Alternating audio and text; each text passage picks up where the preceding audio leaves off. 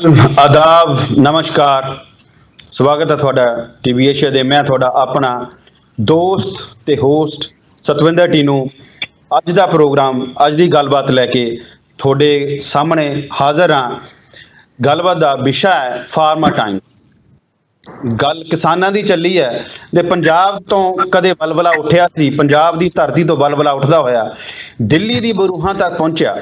ਦਿੱਲੀ ਦੀ ਬਰੂਹਾਂ ਤੋਂ ਉਹ ਬਲਬਲਾ ਵਿਸ਼ਵ ਦੇ ਵਿੱਚ ਪਹੁੰਚ ਚੁੱਕਾ ਹੈ, ਜਿਸ ਦਾ ਅਸਰ ਦੁਨੀਆ ਦੇ ਹਰ ਕੋਨੇ ਦੇ ਵਿੱਚ ਦੇਖਿਆ ਜਾ ਸਕਦਾ ਹੈ। ਚਾਹੇ ਉਹ ਆਸਟ੍ਰੇਲੀਆ ਹੋਏ, ਨਿਊਜ਼ੀਲੈਂਡ ਹੋਏ, ਉਹ ਬਰਤਾਨੀਆ ਹੋਏ ਤੇ ਚਾਹੇ ਅਮਰੀਕਾ ਹੋਏ ਜਾਂ ਯੂਰਪ ਦੀ ਕੋਈ ਵੀ ਹੋਰ ਕੰਟਰੀ ਹੋਏ, ਈਵਨ ਮਿਡਲ ਏਸ਼ੀਆ ਦੇ ਵਿੱਚ ਵੀ ਦੇਖਿਆ ਜਾ ਸਕਦਾ ਹੈ।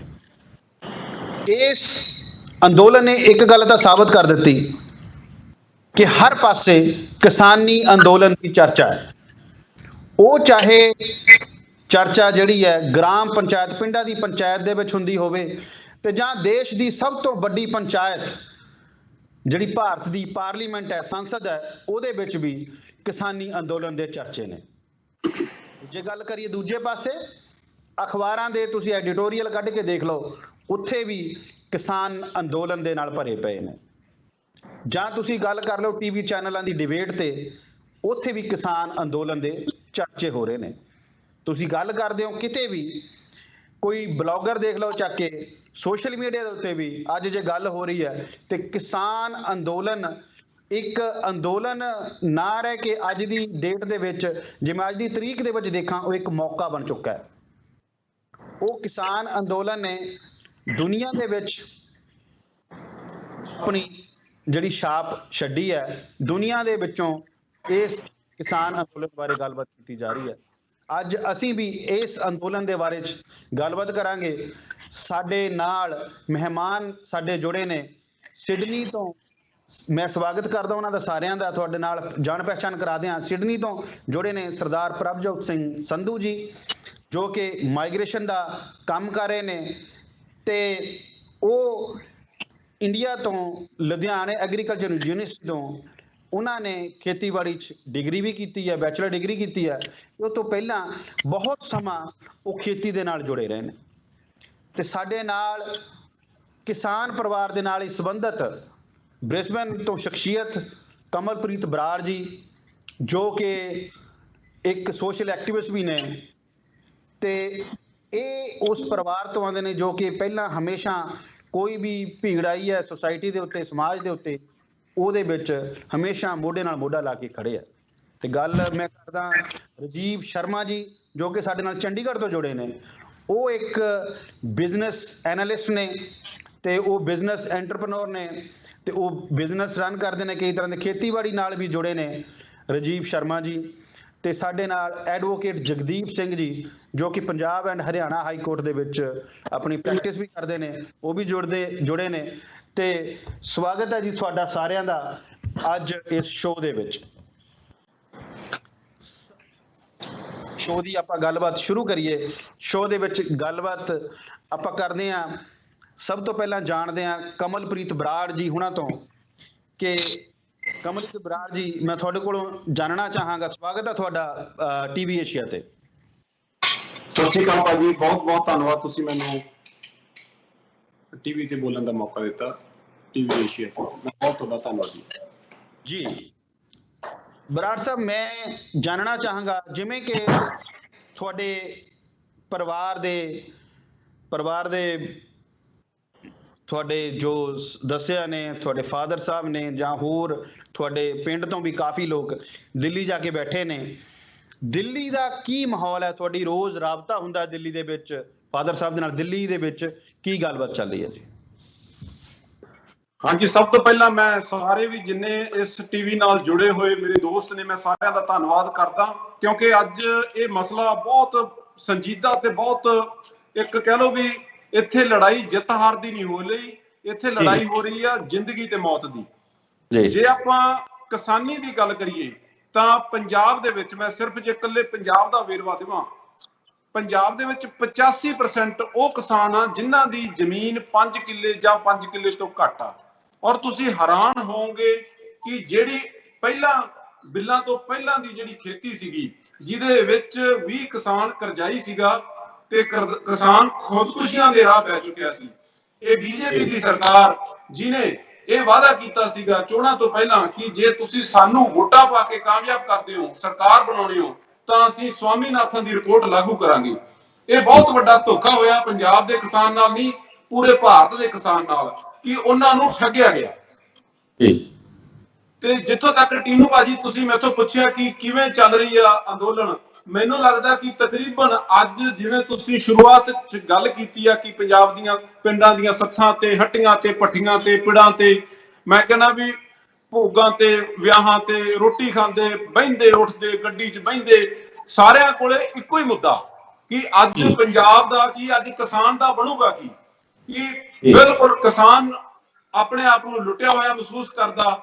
ਤੇ ਮੇਰੇ ਪਿਤਾ ਜੀ ਸਰਦਾਰ ਬੂਟਾ ਸਿੰਘ ਬਰਾੜ ਪਿੰਡ ਚਿਮਣੇ ਵਾਲੇ ਤੋਂ ਪਿਛਲੇ 7 ਮਹੀਨਿਆਂ ਤੋਂ ਉਹ ਕਿਸਾਨੀ ਅੰਦੋਲਨ ਦੇ ਵਿੱਚ ਕੁੱਦੇ ਹੋਏ ਆ। ਸਾਡਾ ਸਾਰਾ ਪਰਿਵਾਰ ਉੱਥੇ ਆ, ਸਾਡੀ ਟਰੈਕਟਰ ਸਾਡੀ ਟਰਾਲੀ ਉੱਥੇ ਆ।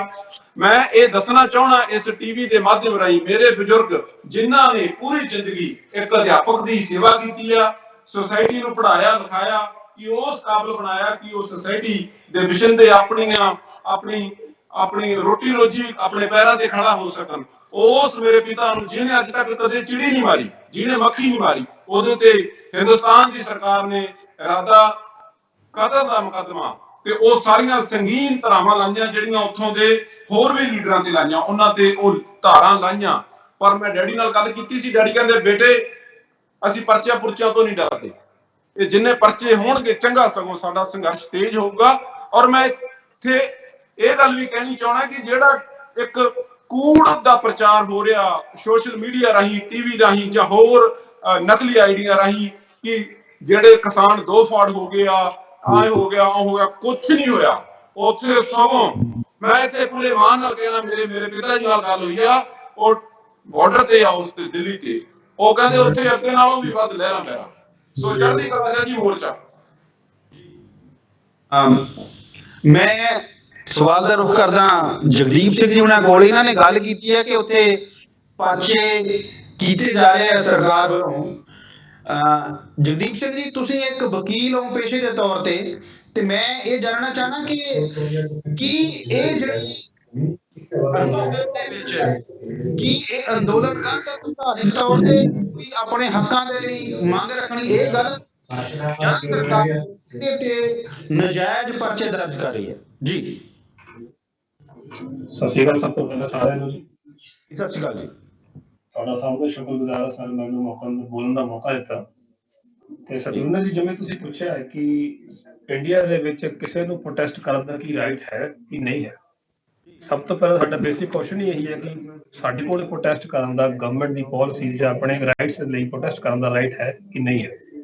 As per the constitution of India article 19 ਸਾਨੂੰ ਜਿਹੜਾ ਹੈ ਉਹ ਪ੍ਰੋਟੈਸਟ ਕਰਨ ਦੀ ਸਾਨੂੰ ਆਜ਼ਾਦੀ ਪ੍ਰੋਵਾਈਡ ਕਰਦਾ ਹੈ। ਉਹ ਸਾਡਾ ਇੱਕ ਫੰਡਾਮੈਂਟਲ ਰਾਈਟ ਵੀ ਹੈ ਕਿ ਜਿਸ ਨੂੰ ਗਵਰਨਮੈਂਟ ਹੈ ਉਹ ਕਦੇ ਬ੍ਰੀਚ ਨਹੀਂ ਕਰ ਸਕਦੀ। ਨੋ ਡਾਊਟ ਉਹਦੇ ਵਿੱਚ ਕੁਝ ਰਿਸਟ੍ਰਿਕਸ਼ਨਸ ਵੀ ਹੈਗੀਆਂ ਕਿ ਲਾਅ ਸਿਕਿਉਰਿਟੀ ਦੇ ਵਿੱਚ ਜਿਹਦੇ ਵਿੱਚ ਉਹ ਇੰਪੋਜ਼ ਕਰ ਸਕਦੇ ਆ ਉਹ, ਪਰ ਉਹ ਐਟ ਦਾ ਲਾਰਜ ਜਦੋਂ ਕਿ ਨੈਸ਼ਨਲ ਵਾਰ ਹੋਵੇ, ਕੋਈ ਐਮਰਜੈਂਸੀ ਲੱਗੀ ਹੋਵੇ, ਉਦੋਂ ਸੈਂਟਰਲ ਗਵਰਨਮੈਂਟ ਇੰਟਾਈਟਲ ਹੁੰਦੀ ਹੈ ਕਿ ਸਾਡੀ ਜਿਹੜਾ right to peace of assembly ਹੈ, ਜਿਹੜੀ ਆਪਣਾ ਅਸੈਂਬਲ ਕਰਦੇ ਆ ਇੱਕ ਪ੍ਰੋਟੈਸਟ ਕਰਨ ਵਾਸਤੇ, ਉਹਨੂੰ ਬ੍ਰੀਚ ਕਰਦੀ ਹੋਵੇ। ਪਰ ਐਟ ਪ੍ਰੈਜ਼ੈਂਟ ਇੰਡੀਆ ਦੇ ਵਿੱਚ ਕੀ ਕੰਡੀਸ਼ਨ ਹੋ ਰਿਹਾ ਕਿ ਇਨ ਕੇਸ ਅਗਰ 4 ਬੰਦੇ ਵੀ ਖੜ ਕੇ ਗਵਰਨਮੈਂਟ ਦੇ ਫੇਵਰ ਜਾਂ ਅਗੇਂਸਟ ਵਿੱਚ ਬੋਲਣਾ ਚਾਹੁੰਦੇ ਆ ਤਾਂ ਉਹਨਾਂ ਅਗੇਂਸਟ ਫਾਲਸ ਕੇਸ ਇੰਪਲੀਕੇਟ ਕੀਤੇ ਜਾਂਦੇ ਆ, ਉਹਨਾਂ ਡਰਾਉਣ ਧਮਕਾਉਣ ਦੀ ਕੋਸ਼ਿਸ਼ ਕੀਤੀ ਜਾਂਦੀ ਹੈ। ਅੱਜ ਦੇ ਟਾਈਮ ਦੇ ਵਿੱਚ ਇੰਡੀਆ ਦਾ ਮਾਹੌਲ ਇਹ ਹੈ ਕਿ ਕਨਸਟੀਟਿਊਸ਼ਨ ਬਿਲਕੁਲ ਸਾਇਲੈਂਟ ਹੈ। ਕਨਸਟੀਟਿਊਸ਼ਨ ਦੇ protector even supreme court of India is also silent on this mode. ਇਹ ਇੱਕ ਬਹੁਤ ਵੱਡੀ ਗੱਲ ਹੈ ਕਿ ਸੁਪਰੀਮ ਕੋਰਟ ਵੀ ਇਹਦੇ ਤੇ ਸਾਇਲੈਂਟ ਹੈ। ਤੇ ਸੁਪਰੀਮ ਕੋਰਟ ਇੱਕ ਉਸ ਸੰਸਥਾ ਹੈ ਜਿੱਥੇ ਉਸ ਲਈ ਜਾਂਦਾ, ਉੱਥੇ ਜਦੋਂ ਕਿਸੇ ਨੂੰ ਕੋਈ ਵੀ ਕਿਤੇੋਂ ਵੀ ਕੋਈ ਉਹਦੀ ਬਾਹ ਨਹੀਂ ਫੜਦਾ ਤੇ ਉਹ ਕਹਿੰਦਾ ਕਿ ਮੇਰੇ ਕੋਲ ਸੁਪਰੀਮ ਕੋਰਟ ਹੈ। ਆਪਾਂ ਸਵਾਲ ਦਾ ਰੁਖ ਕਰਦੇ ਹਾਂ ਸੰਧੂ ਸਾਹਿਬ ਦੇ ਕੋਲ। ਸੰਧੂ ਸਾਹਿਬ ਤੁਹਾਡਾ ਸਵਾਗਤ ਹੈ ਟੀਵੀ ਏਸ਼ੀਆ ਦੇ ਉੱਤੇ।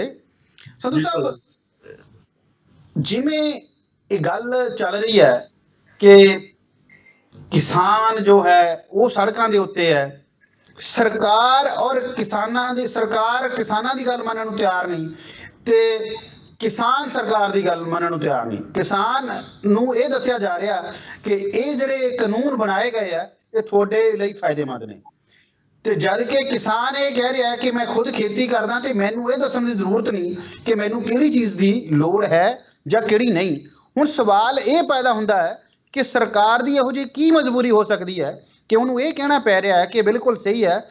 ਤੇ ਸਰਕਾਰ ਦੇ ਪੱਖ ਤੋਂ ਜਾਂ ਕਿਸਾਨ ਦੇ ਪੱਖ ਤੋਂ ਤੁਹਾਡੀ ਕੀ ਰਾਏ ਹੈ, ਅਸੀਂ ਜਾਣਨਾ ਚਾਹੁੰਦੇ ਹਾਂ ਜੀ। ਕਿਨੂੰ ਭਾਜੀ ਧੰਨਵਾਦ 72 ਨਿਊਜ਼ ਦੇ ਉੱਤੇ ਮੇਰੇ ਵਿਚਾਰ ਜਾਣਨ ਵਾਸਤੇ ਮੈਨੂੰ ਸੱਦਾ ਦੇਣ ਦਾ। ਹਰ ਬੰਦੇ ਦੀ ਆਪਣੀ ਆਪਣੀ ਸਮਝ ਮੁਤਾਬਕ ਉਹਦੀ ਇੰਟਰਪ੍ਰੀਟੇਸ਼ਨ ਹੁੰਦੀ ਹੈ। ਮੈਂ ਸਮਝਦਾ ਹਾਂ ਕਿ ਕਿਸਾਨਾਂ ਦੀ ਤਾਂ ਇਹ ਮਜਬੂਰੀ ਆ ਕਿਉਂਕਿ ਉਹਨਾਂ ਦੀ ਜ਼ਿੰਦਗੀ ਮੌਤ ਦਾ ਸਵਾਲ ਆ। ਜੇ ਉਹ ਇਸ ਤੋਂ ਪਿੱਛੇ ਹਟਦੇ ਆ ਤਾਂ ਡੂ ਐਂਡ ਡਾਈ ਵਾਲੀ ਪੋਜੀਸ਼ਨ ਆ ਕਿ ਫਿਰ ਉਹ ਖਤਮ ਹੋ ਜਾਂਦੇ ਨੇ।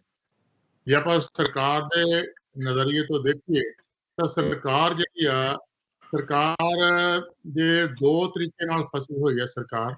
ਇੱਕ ਤਾਂ ਦੇਸੀ ਭਾਸ਼ਾ ਦੇ ਵਿੱਚ ਮੁੱਛ ਦਾ ਸਵਾਲ ਆ ਕਿ ਮੋਦੀ ਹੈ ਤਾਂ ਮੁਮਕਿਨ ਹੈ, ਮੋਦੀ ਕਦੇ ਆਪਣੀ ਗੱਲ ਤੋਂ ਪਿੱਛੇ ਨਹੀਂ ਹਟਦਾ। ਜੇ ਇੱਕ ਵਾਰ ਇਹ ਪਿੱਛੇ ਹਟ ਗਿਆ ਤਾਂ ਫਿਰ ਜਿਵੇਂ ਕਹਿੰਦੇ ਨੇ ਕਿ ਸਹਿਜ ਹੀਰ ਸਾਨੂੰ ਕਹਿਦੀ ਹੁੰਦੀ ਆ ਕਿ ਇਸ ਤੋਂ ਬਾਅਦ ਸਾਰੇ ਜਾਣੇ ਨੂੰ ਐਗਜ਼ਾਮਪਲ ਬਣਾ ਕੇ ਸਾਰੀਆਂ ਜਿਹੜੀਆਂ ਉਹਨਾਂ ਨੇ ਆਪਣੇ ਅੰਦੋਲਨ ਇਸ ਤਰੀਕੇ ਨਾਲ ਕਰਨਗੇ। ਔਰ ਦੂਸਰੀ ਜਿਹੜੀ ਸਭ ਤੋਂ ਵੱਡੀ ਮਜਬੂਰੀ ਮੈਂ ਸਮਝਦਾ ਆ ਸਰਕਾਰ ਦੀ ਆ ਕਿ ਉਹ ਜਦੋਂ ਤੁਸੀਂ ਥੋੜਾ ਜਿਹਾ ਪਿੱਛੇ ਚੱਲ ਜਾਓ 2014 ਦੇ ਵਿੱਚ ਜਦੋਂ ਸਰਕਾਰ ਹੋਂਦ ਵਿੱਚ ਆਉਣ ਤੋਂ ਪਹਿਲਾਂ ਪਾਰਟੀ ਦੀਆਂ ਇਲੈਕਸ਼ਨਾਂ ਸੀ। ਪਾਰਟੀ ਦੀਆਂ ਇਲੈਕਸ਼ਨਾਂ ਦੇ ਵਿੱਚ ਪ੍ਰਧਾਨ ਮੰਤਰੀ ਦੇ ਉਮੀਦਵਾਰ ਦੀ ਚੋਣ ਕੀਤੀ ਜਾਣੀ ਸੀ ਤਾਂ ਉਸ ਵੇਲੇ ਸਭ ਤੋਂ ਵੱਡੀ ਦਾਅਵੇਦਾਰੀ ਅਡਵਾਨੀ ਸਾਹਿਬ ਦੀ ਸੀ ਕਿਉਂਕਿ ਸਭ ਤੋਂ ਸੀਨੀਅਰ ਲੀਡਰ ਸੀ। ਪਰ ਉਸ ਤੋਂ ਇਹ ਚੀਜ਼ ਪ੍ਰੈਜ਼ੈਂਟ ਕੀਤੀ ਗਈ ਕਿ ਜਦੋਂ ਮੋਦੀ ਸਾਹਿਬ ਨੂੰ ਇਸ ਅਖਾੜੇ ਵਿੱਚ ਉਤਾਰਿਆ ਗਿਆ ਤਾਂ ਇਸ ਤਰੀਕੇ ਨਾਲ ਮਾਹੌਲ ਬਣਾ ਦਿੱਤਾ ਗਿਆ ਕਿ ਜਿਹੜਾ ਵੀ ਇਲੈਕਸ਼ਨ ਵਾਸਤੇ ਜ਼ਿਆਦਾ ਫੰਡਾਂ ਦਾ ਬੰਦੋਬਸਤ ਕਰ ਲਵੇਗਾ ਉਸ ਨੂੰ ਅਸੀਂ ਜਿਹੜਾ ਆ ਪ੍ਰਧਾਨ ਮੰਤਰੀ ਦਾ ਉਮੀਦਵਾਰ ਐਲਾਨ ਦਿਆਂਗੇ। ਜਦੋਂ ਇਹ ਗੱਲ ਆਈ ਤਾਂ ਗੁਜਰਾਤ ਦੇ ਜਿਹੜੇ ਦੋਨੋਂ ਹੀ ਖਾਨਦਾਨ ਨੇ ਅੰਬਾਨੀ ਤੇ ਅਡਾਨੀ ਜਿਹੜੇ ਮੁੱਖ ਪੂੰਜੀ ਘਰਾਣਿਆਂ ਵਿੱਚ ਸ਼ਾਮਲ ਨੇ, ਉਹਨਾਂ ਦੇ ਕੋਲ ਇਹਨਾਂ ਦੀ ਪਹੁੰਚ ਸੀ ਮੋਦੀ ਸਾਹਿਬ ਦੀ ਤੇ ਉਹਨਾਂ ਕੋਲ ਪਹੁੰਚ ਕਰਕੇ ਇਹਨਾਂ ਨੇ ਜਦੋਂ ਉਹਦਾ ਫੰਡ ਜਤਾਏ ਆਪ ਬੀਜੇਪੀ ਪਾਰਟੀ ਵਾਸਤੇ ਤਾਂ ਉਹਨਾਂ ਦੋਨਾਂ ਹੀ ਜਿਹੜੇ ਭਲਵਾਨਾਂ ਨੇ ਪੂੰਜੀਪਤੀਆਂ ਨੇ ਆਪਣਾ ਇੱਕ ਬਿਜ਼ਨਸ ਪਲਾਨ ਜੋ ਹੈ ਉਹ ਬਿਜ਼ਨਸ ਪਲਾਨ ਉਹਨਾਂ ਸਾਹਮਣੇ ਪੁੱਟ ਕੀਤਾ ਹੈ ਔਰ ਉਸ ਬਿਜ਼ਨਸ ਪਲਾਨ ਦੇ ਉੱਤੇ ਸਹਿਮਤੀ ਜਤਾਉਣ ਤੋਂ ਬਾਅਦ ਹੀ ਉਹਨਾਂ ਨੇ ਬੀਜੇਪੀ ਨੂੰ ਫੰਡ ਜਾਰੀ ਕੀਤੇ ਨੇ। ਔਰ ਉਹ ਜਿਹੜਾ ਬੀਜੇਪੀ ਨੂੰ ਉਹਨਾਂ ਨੇ ਬਿਜ਼ਨਸ ਪਲਾਨ ਦਿੱਤਾ ਸੀਗਾ ਉਸ ਪਲਾਨ ਦੇ ਵਿੱਚ ਸ਼ਾਮਲ ਸੀ ਕਿ ਜਿਹੜਾ ਆ ਉਹਨਾਂ ਨੂੰ ਆਹ ਜਿਹੜੇ ਕਿੰਨੇ ਕਾਨੂੰਨ ਲਿਆ ਕਾਨੂੰਨ ਲਿਆਉਣ ਦੀ ਕੀ ਜ਼ਰੂਰਤ ਸੀ। ਇੱਕ ਰੋਕਦਾ ਸੀ ਉਹਨਾਂ ਨੂੰ ਕਿ ਉਹ ਆਪਣਾ ਜ਼ਰੂਰਤ ਤੋਂ ਜ਼ਿਆਦਾ ਭੰਡਾਰ ਨਹੀਂ ਕਰ ਸਕਦੇ। ਦੂਸਰਾ ਕਾਨੂੰਨ ਰੋਕਦਾ ਸੀ ਕਿ ਉਹ ਟਰਾਂਸਪੋਰਟ ਨਹੀਂ ਕਰ ਸਕਦੇ। ਤੀਸਰਾ ਕਾਨੂੰਨ ਜਿਹੜਾ ਪੁਰਾਣੇ ਕਾਨੂੰਨ ਰੋਕਦਾ ਸੀਗਾ ਕਿ ਉਹ ਜ਼ਿਮੀਂਦਾਰਾਂ ਨਾਲ ਕੰਟਰੈਕਟ ਨਹੀਂ ਕਰ ਸਕਦੇ। ਇਹ ਤਿੰਨੇ ਸ਼ਰਤਾਂ ਨੇ ਅੰਬਾਨੀਆਂ ਤੇ ਅਡਾਨੀਆਂ ਨੇ ਆਪਣੇ ਬਿਜ਼ਨਸ ਦੇ ਵਿੱਚ ਕੀਤੀਆਂ ਸੀ ਔਰ ਮੈਂ ਸਮਝਦਾ ਹਾਂ ਕਿ ਉਹਦਾ ਕਾਰਨ ਪਿੱਛੇ ਇਹ ਸੀਗਾ ਕਿ ਇਕਨੋਮਿਕਸ ਦਾ ਬੇਸਿਕ ਪ੍ਰਿੰਸੀਪਲ ਹੈ ਲਾਅ ਆਫ ਡਿਮਿਨਿਸ਼ਿੰਗ ਰਿਟਰਨ ਕਿ ਹਰ ਇੱਕ ਖੇਤਰ ਦੇ ਵਿੱਚ ਕੁਝ ਚਿਰ ਬਾਅਦ ਤੁਹਾਡੀ ਇਨਵੈਸਟਮੈਂਟ ਜਿਹੜੀ ਆ ਉਹ ਡਿਮਿਨਿਸ਼ਿੰਗ ਰਿਟਰਨ ਵੱਲ ਚਲੇ ਜਾਂਦੀ ਹੈ, ਉਸ ਦੀ ਰਿਟਰਨ ਘਟ ਜਾਂਦੀ ਹੈ। ਹੁਣ ਜਿਵੇਂ ਕਿ ਜਿਹੜਾ ਮੇਜਰ ਇਨਕਮ ਦਾ ਸਾਧਨ ਪੈਟਰੋਲੀਅਮ ਪਦਾਰਥ ਹੈ, ਪੈਟਰੋਲੀਅਮ ਪਦਾਰਥਾਂ ਦੀ ਜਿਵੇਂ ਹੁਣ ਆ ਰਹੀਆਂ ਨੇ ਗ੍ਰੀਨ ਕਾਰ ਆ ਰਹੀਆਂ ਨੇ ਉਸ ਨਾਲ ਇਹਨਾਂ ਦਾ ਜਿਹੜਾ ਉਹ ਡਿਮਾਂਡ ਆ ਖਤਮ ਹੋਣ ਜਾ ਰਹੀ ਹੈ ਤੇ ਬਿਜ਼ਨਸਮੈਨ ਉਹ ਤੋਂ ਅਗਲੇ 20-30 ਸਾਲਾਂ ਦੀ ਪੈਸਾ ਬਣਾ ਕੇ ਜਿਹੜੇ ਉਹਨਾਂ ਦੇ ਨੇ ਅੰਬਾਨੀ ਉਹਨਾਂ ਨੇ ਇਹ ਬੁੱਝ ਲਿਆ ਸੀ ਕਿ ਆਉਣ ਵਾਲੇ 10-20 ਸਾਲਾਂ ਦੇ ਵਿੱਚ ਜਿਹੜਾ ਤੇਲ ਵਾਲਾ ਖੇਤਰ ਆ ਜਾਂ IT ਖੇਤਰ ਆ ਉਹਦੇ ਵਿੱਚ ਉਨੀ ਕਮਾਈ ਨਹੀਂ ਰਹਿ ਜਾਣੀ। ਫੂਡ ਵਾਲਾ ਖੇਤਰ ਕਿਹੋ ਜਿਹਾ ਖੇਤਰ ਹੈ ਜਿਹਦੇ ਜ਼ਿੰਦਗੀ ਦੇ ਵਿੱਚ ਕਦੇ ਵੀ ਘਾਟਾ ਨਹੀਂ ਪੈ ਸਕਦਾ। ਸੋ ਇਹ ਉਹ ਖੇਤਰ ਆ ਜਿਹੜਾ ਲੋਕਾਂ ਨੇ ਫੂਡ ਖਾਣਾ ਹੀ ਔਰ ਇਹਦੀ ਜਿਵੇਂ ਪਾਪੂਲੇਸ਼ਨ ਵਧਦੀ ਆ ਕਿਵੇਂ ਤੇ ਇਸ ਖੇਤਰ ਦੇ ਹਜ਼ਾਰੇਦਾਰੀ ਬਣਾਉਣ ਵਾਸਤੇ ਉਹਨਾਂ ਨੇ ਇਹ 3 ਕਾਨੂੰਨ ਮੈਂ ਸਮਝਦਾ ਕਿ ਇਹਨਾਂ ਕਾਨੂੰਨ ਖੜਿਆ ਆ ਥੋੜਾ ਵੀ ਜਿਹੜੇ ਉਹਨਾਂ ਦੇ ਅੰਬਾਨੀਆਂ ਅਡਾਨੀਆਂ ਦੇ ਜਿਹੜੇ ਵੱਡੇ ਸਿਰ ਆ ਉਹਨਾਂ ਨੇ ਬਣਾ ਕੇ ਦਿੱਤਾ ਆ। ਪਰ ਮੋਦੀ ਸਾਹਿਬ ਨੇ ਆਪਣਾ ਅੰਪਾਇਰ ਜਿਹੜਾ ਤਕੜਾ ਹੋਇਆ ਆ ਕਿ ਅੱਜ ਬੀਜੇਪੀ ਪਾਰਟੀ ਦੇ ਵਿੱਚ ਅਮਿਤ ਸ਼ਾਹ ਤੇ ਮੋਦੀ ਜੀ ਤੋਂ ਬਗੈਰ ਇਹਦੀ ਕੋਈ ਹੋਂਦ ਨਹੀਂ। ਔਰ ਇਹਨਾਂ ਆਪਣੇ ਆਪ ਔਰ ਉਹਨਾਂ ਨਾਲ ਵਾਅਦਾ ਕੀਤਾ ਸੀ, ਉਸ ਵਾਅਦੇ ਨੂੰ ਐਗਜ਼ੀਕਿਊਟ ਕਰਨ ਵਾਸਤੇ ਜ਼ਰੂਰਤ ਸੀਗੀ ਮੀਡੀਆ ਦੀ। ਤਕਰੀਬਨ ਇਸ ਵੇਲੇ 35 ਤੋਂ 40 ਚੈਨਲ ਹੈ ਜਿਹੜੇ ਉਹਨਾਂ ਚੈਨਲਾਂ ਦੇ ਰਾਹੀਂ ਪ੍ਰਚਾਰ ਕੀਤਾ ਗਿਆ। EVM ਮਸ਼ੀਨਾਂ ਦੀ ਦੁਰਵਰਤੋਂ ਕੀਤੀ ਗਈ ਔਰ ਹਰ ਹੀਲੇ ਇਹਨਾਂ ਦੀ ਸਰਕਾਰ ਲਿਆਉਣ ਵਾਸਤੇ ਜਿਹੜਾ ਆ ਅੰਬਾਨੀ ਅਡਾਨੀਆਂ ਨੇ ਉਹ ਆਪਣੇ ਯਤਨ ਕੀਤੇ। ਉਹਦੇ ਵਾਸਤੇ ਸਰਕਾਰ ਲਿਆਉਣਾ ਤਾਂ ਜ਼ਰੂਰੀ ਸੀਗਾ ਕਿ ਜਿਹੜੇ ਉਹਨਾਂ ਦੇ ਲੋੜੀਂਦੇ ਕਾਨੂੰਨ ਆ ਤਾਂ ਹੀ ਪਾਸ ਹੋ ਸਕਦੇ ਸੀਗੇ ਜੇ ਸਰਕਾਰ ਦੇ ਕੋਲ ਲੋੜੀਂਦਾ ਬਹੁਮਤ ਹੋਵੇ।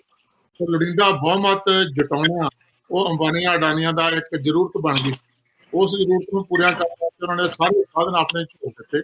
ਉਹ ਸਾਧਨ ਝੋਕ ਕੇ 50 ਸਾਲ ਤੱਕ ਲੁੱਟ ਕਰਨ ਦੀ ਜਿਹੜੀ ਆਪਣਾ ਪਲਾਨ ਸੀਗੀ ਉਸ ਨੂੰ ਐਗਜ਼ੀਕਿਊਟ ਉਸ ਸਰਕਾਰ ਦੇ ਕੀਤਾ ਜਾਣਾ ਜਿਹੜਾ ਕਿ ਕੀਤਾ ਜਾ ਰਿਹਾ ਆ। ਹੁਣ ਸਵਾਲ ਤੇ ਆਵਾਂ ਕਿ ਸਰਕਾਰ ਪਿੱਛੇ ਕਿਉਂ ਨਹੀਂ ਹਟ ਸਕਦੀ, ਕਿਉਂਕਿ ਸਰਕਾਰ ਤਾਂ ਨਹੀਂ ਪਿੱਛੇ ਹਟ ਸਕਦੀ ਕਿ ਜਿੱਥੇ ਵੱਡੀ ਵਾਅਦੇ ਉਹ ਕਰ ਚੁੱਕੀ ਆ। ਉਹਨਾਂ ਜਿਹੜੇ ਘਰਾਣਿਆਂ ਨੇ ਜਿਹਨਾਂ ਨੇ ਫੰਡਿੰਗ ਦਿੱਤੀ ਸੀਗੀ ਉਹਨਾਂ ਵਾਅਦਿਆਂ ਤੋਂ ਪਿੱਛੇ ਹਟਣਾ ਸਰਕਾਰ ਵਾਸਤੇ ਮੁਮਕਿਨ ਨਹੀਂ ਹੈ। ਉਸ ਤੋਂ ਪਿੱਛੇ ਹਟਦੀ ਆ ਸਰਕਾਰ ਹੋਈ ਸੀਗੀ ਉਹਨਾਂ ਕੋਲ ਮਾਸਟਰ ਪਲਾਨ ਆ, ਉਹ ਕੱਲ੍ਹ ਨੂੰ ਸਰਕਾਰ ਨਵੀਂ ਨੂੰ ਸਕਦੇ ਆ, ਦੇਖ ਵੀ ਸਕਦੇ ਆ, ਕੁਝ ਵੀ ਕਰ ਸਕਦੇ ਆ। ਉਹ ਥ੍ਰੈਟ ਵੀ ਹੈਗਾ ਸਰਕਾਰ ਦੇ ਬੈਕ ਆਫ ਦਾ ਮਾਈਂਡ। ਉਹ ਜਿਵੇਂ ਇੱਕ ਦੇਸੀ ਭਾਸ਼ਾ ਵਿੱਚ ਕਹੀਏ ਕਿ ਇੱਕ ਅਸੀਂ ਇੱਕ ਚੌਂਕੀ ਦੇ ਥਾਣੇਦਾਰ ਨੂੰ ਜੇ ਪੈਸੇ ਦਿੱਤੇ ਹੋਏ ਹੋਣ ਆਪਣੇ ਪੁਰਾਣੀ ਪਾਰਟੀ ਜਿਹੜੀ ਆ ਉਹਨਾਂ ਦੀ ਕੁੱਟਮਾਰ ਕਰਕੇ ਤੇ ਸਾਡੀ ਜਿਹੜੀ ਆ ਮੰਗ ਪੂਰੀ ਕਰ ਰਹੀ ਆ, ਉਹ ਵਾਲਾ ਜਿਹੜਾ ਉਹ ਕਿਸੇ ਦੂਜੇ ਦੀ ਨਹੀਂ ਸੁਣਦਾ। ਤੇ ਜਿਹੜੀ ਏਡੀ ਵੱਡੀ ਸਰਕਾਰ ਦੇ ਜਿਹੜਾ ਇਹਨਾਂ ਬਜਟ ਲੈ ਕੇ ਇਹਨਾਂ ਉਹਨਾਂ ਕੋਲੋਂ ਆਪਣਾ ਜਿਹੜੀ ਪਲਾਨ ਫੰਡਿੰਗ ਲੈ ਕੇ ਆਪਣੇ ਇਲੈਕਸ਼ਨ ਕਰਕੇ ਉਹਨਾਂ ਵਾਸਤੇ ਪਿੱਛੇ ਹਟਣਾ ਜਿਹੜਾ ਆ ਉਹ ਇਸ ਲਈ ਨਾਮੁਮਕਿਨ ਬਣਿਆ ਹੋਇਆ ਹੈ। ਇਸੇ ਕਾਰਨ ਕਰਕੇ ਕਦੇ ਇਸ ਅੰਦੋਲਨ ਨੂੰ ਡਿਲੇ ਕੀਤਾ ਜਾਂਦਾ ਆ, ਕਦੇ ਇਸ ਅੰਦੋਲਨ ਦੇ ਵਿੱਚ ਫੁੱਟ ਪਾਈ ਜਾਂਦੀ ਆ, ਕਦੇ ਡਰਾਇਆ ਜਾਂਦਾ ਆ, ਕਦੇ ਖਰੀਦਣ ਦੀ ਕੋਸ਼ਿਸ਼ ਕੀਤੀ ਜਾਂਦੀ ਆ।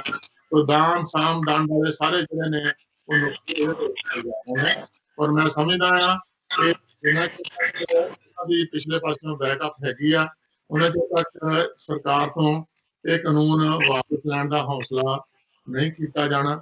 ਸਾਡੇ ਕਿਸਾਨਾਂ ਦਾ ਅੰਦੋਲਨ 3 ਮਹੀਨਿਆਂ ਤੋਂ ਚੱਲ ਰਿਹਾ ਹੈ ਕਿ ਇਹ ਹੋਰ ਵੀ ਲੰਬਾ ਖਿੱਚਿਆ ਜਾਣਾ। ਅੰਤਰਰਾਸ਼ਟਰੀ ਪੱਧਰ ਦੇ ਉੱਤੇ ਇਹਦਾ ਸਭ ਪਾਸੇ ਤੋਂ ਖਿੱਚਿਆ ਗਿਆ ਹੈ। ਅੰਤਰਰਾਸ਼ਟਰੀ ਜਿਹੜੇ ਆ ਉਹ ਵੀ ਇਹਦੇ ਨਾਲ ਜੁੜੇ ਨੇ।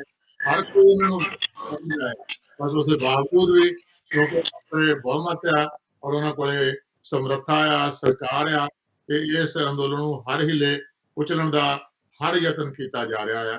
ਤੋ ਇਹ ਸਲੂਟ ਕਰਨਾ ਪਊਗਾ ਹਿੰਦੁਸਤਾਨ ਦੇ ਕਿਸਾਨਾਂ ਨੂੰ, ਜਿਨ੍ਹਾਂ ਨੇ ਐਡੀ ਵੱਡੀ ਜਿਹੜੀ ਸਰਕਾਰ ਐਡੇ ਵੱਡੇ ਜਿਹੜੇ ਉਹਨਾਂ ਦਾ ਡੰਡਾ ਆ, ਐਡੀ ਵੱਡੀ ਉਹਨਾਂ ਦੀ ਦਹਿਸ਼ਤ ਆ, ਉਹਦੇ ਖਿਲਾਫ ਉਹ ਜੁਟੇ ਹੋਏ ਨੇ।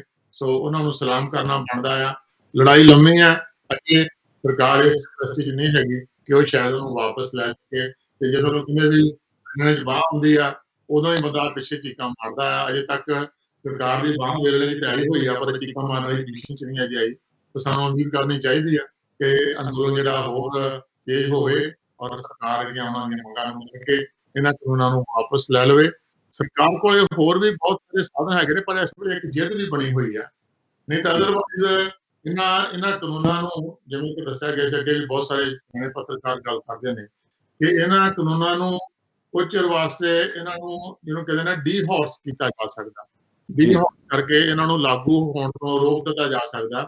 ਸਰਕਾਰ ਇਹ ਕਹਿ ਕੇ ਬਚਾਅ ਕਰ ਸਕਦੀ ਆ ਕਿ ਆਉਣ ਵਾਲੀ ਸਰਕਾਰ ਇਹਨਾਂ ਕਾਨੂੰਨਾਂ ਦੇ ਉੱਤੇ ਇਲੈਕਸ਼ਨ ਲੜ ਲਵੇ।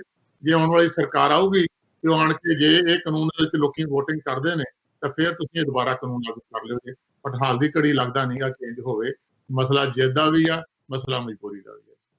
ਜੀ ਧੰਨਵਾਦ ਜੀ, ਤੁਸੀਂ ਬੜੇ ਵਿਸਥਾਰ ਨਾਲ ਸਾਨੂੰ ਦੱਸਿਆ। ਇਹਨਾਂ ਨੇ ਇੱਕ ਗੱਲ ਕੀਤੀ ਹੈ ਕਿ ਜਿਹੜੇ ਇਹ ਸਰਕਾਰ ਹੈ ਇਹ ਕੁਝ ਥੋੜੇ ਜਿਹੇ ਲੋਕਾਂ ਨੂੰ, ਕੁਝ ਥੋੜੇ ਜਿਹੇ ਵਪਾਰੀਆਂ ਨੂੰ, ਥੋੜੇ ਜਿਹੇ ਵੱਡੇ ਜਿਹੜੇ ਧਨਾੜ ਨੇ ਉਹਨਾਂ ਨੂੰ ਇਹ ਫਾਇਦਾ ਦੇ ਰਹੀ ਹੈ। ਮੈਂ ਜਾਣਨਾ ਚਾਹਨਾ, ਰਾਜੀਵ ਸ਼ਰਮਾ ਜੀ ਤੁਹਾਡਾ ਸਵਾਗਤ ਹੈ। ਮੈਂ ਤੁਹਾਡੇ ਤੋਂ ਜਾਣਨਾ ਚਾਹਨਾ, ਤੁਸੀਂ ਵੀ ਇੱਕ ਸਨਅਤਕਾਰ ਹੋ, ਚੰਡੀਗੜ੍ਹ ਦੇ ਵਿੱਚ ਕਈ ਬਿਜ਼ਨਸ ਕੰਮ ਕਰਦੇ ਹੋ ਤੁਸੀਂ, ਤੇ ਕੀ ਇਹਦਾ ਜਿਹੜਾ ਫਾਇਦਾ ਹੈ ਜਿਹੜਾ ਜਾਂ ਨੁਕਸਾਨ ਹੈ ਜਾਂ ਜੋ ਵੀ, ਇਹ ਸਿਰਫ ਕਿਸਾਨ ਹੀ ਪ੍ਰਭਾਵਿਤ ਹੋ ਰਿਹਾ ਹੈ ਜਾਂ ਇੱਕ ਆਮ ਇਨਸਾਨ ਜਾਂ ਕੋਈ ਮਜ਼ਦੂਰ ਹੈ ਜਿਹੜਾ, ਜਾਂ ਇੱਕ ਨੌਕਰੀ ਪੇਸ਼ੇ ਵਾਲਾ, ਉਹ ਵੀ ਇਸ ਚੀਜ਼ ਤੋਂ ਪ੍ਰਭਾਵਿਤ? ਧੰਨਵਾਦ ਟੀਨੂ ਜੀ, ਤੇ ਸਤਿ ਸ੍ਰੀ ਅਕਾਲ ਸਾਰੇ ਸਰੋਤਿਆਂ ਨੂੰ ਤੇ ਪੈਨਲਿਸਟ ਨੂੰ। ਤੇ ਮੈਂ ਧੰਨਵਾਦ ਕਰਾਂਗਾ ਕਿ ਤੁਸੀਂ ਮੈਨੂੰ ਇਸ ਇੰਪੋਰਟੈਂਟ ਮੁੱਦੇ ਤੇ ਬੋਲਣ ਦਾ ਮੌਕਾ ਦਿੱਤਾ। ਤੇ ਜਿਹੜਾ ਤੁਹਾਡਾ ਕੁਐਸਚਨ ਹੈ ਕਿ ਵੀ ਇਹ ਅੰਦੋਲਨ ਕਿਹਦਾ ਹੈ, ਦੇਖੋ ਮੈਂ ਇਹਨੂੰ ਥੋੜਾ ਜਿਹਾ ਬੈਕਗ੍ਰਾਉਂਡ 'ਚ ਜਾਂਦਾ ਤੇ ਗੱਲ ਕਰਦਾ। ਇੱਕ ਛੋਟਾ ਜਿਹਾ ਐਗਜ਼ਾਮਪਲ ਪੇਸ਼ ਕਰੂੰਗਾ ਮੈਂ ਪਹਿਲਾਂ, ਆਪਣੀ ਗੱਲ ਰੱਖਣ ਤੋਂ ਪਹਿਲਾਂ।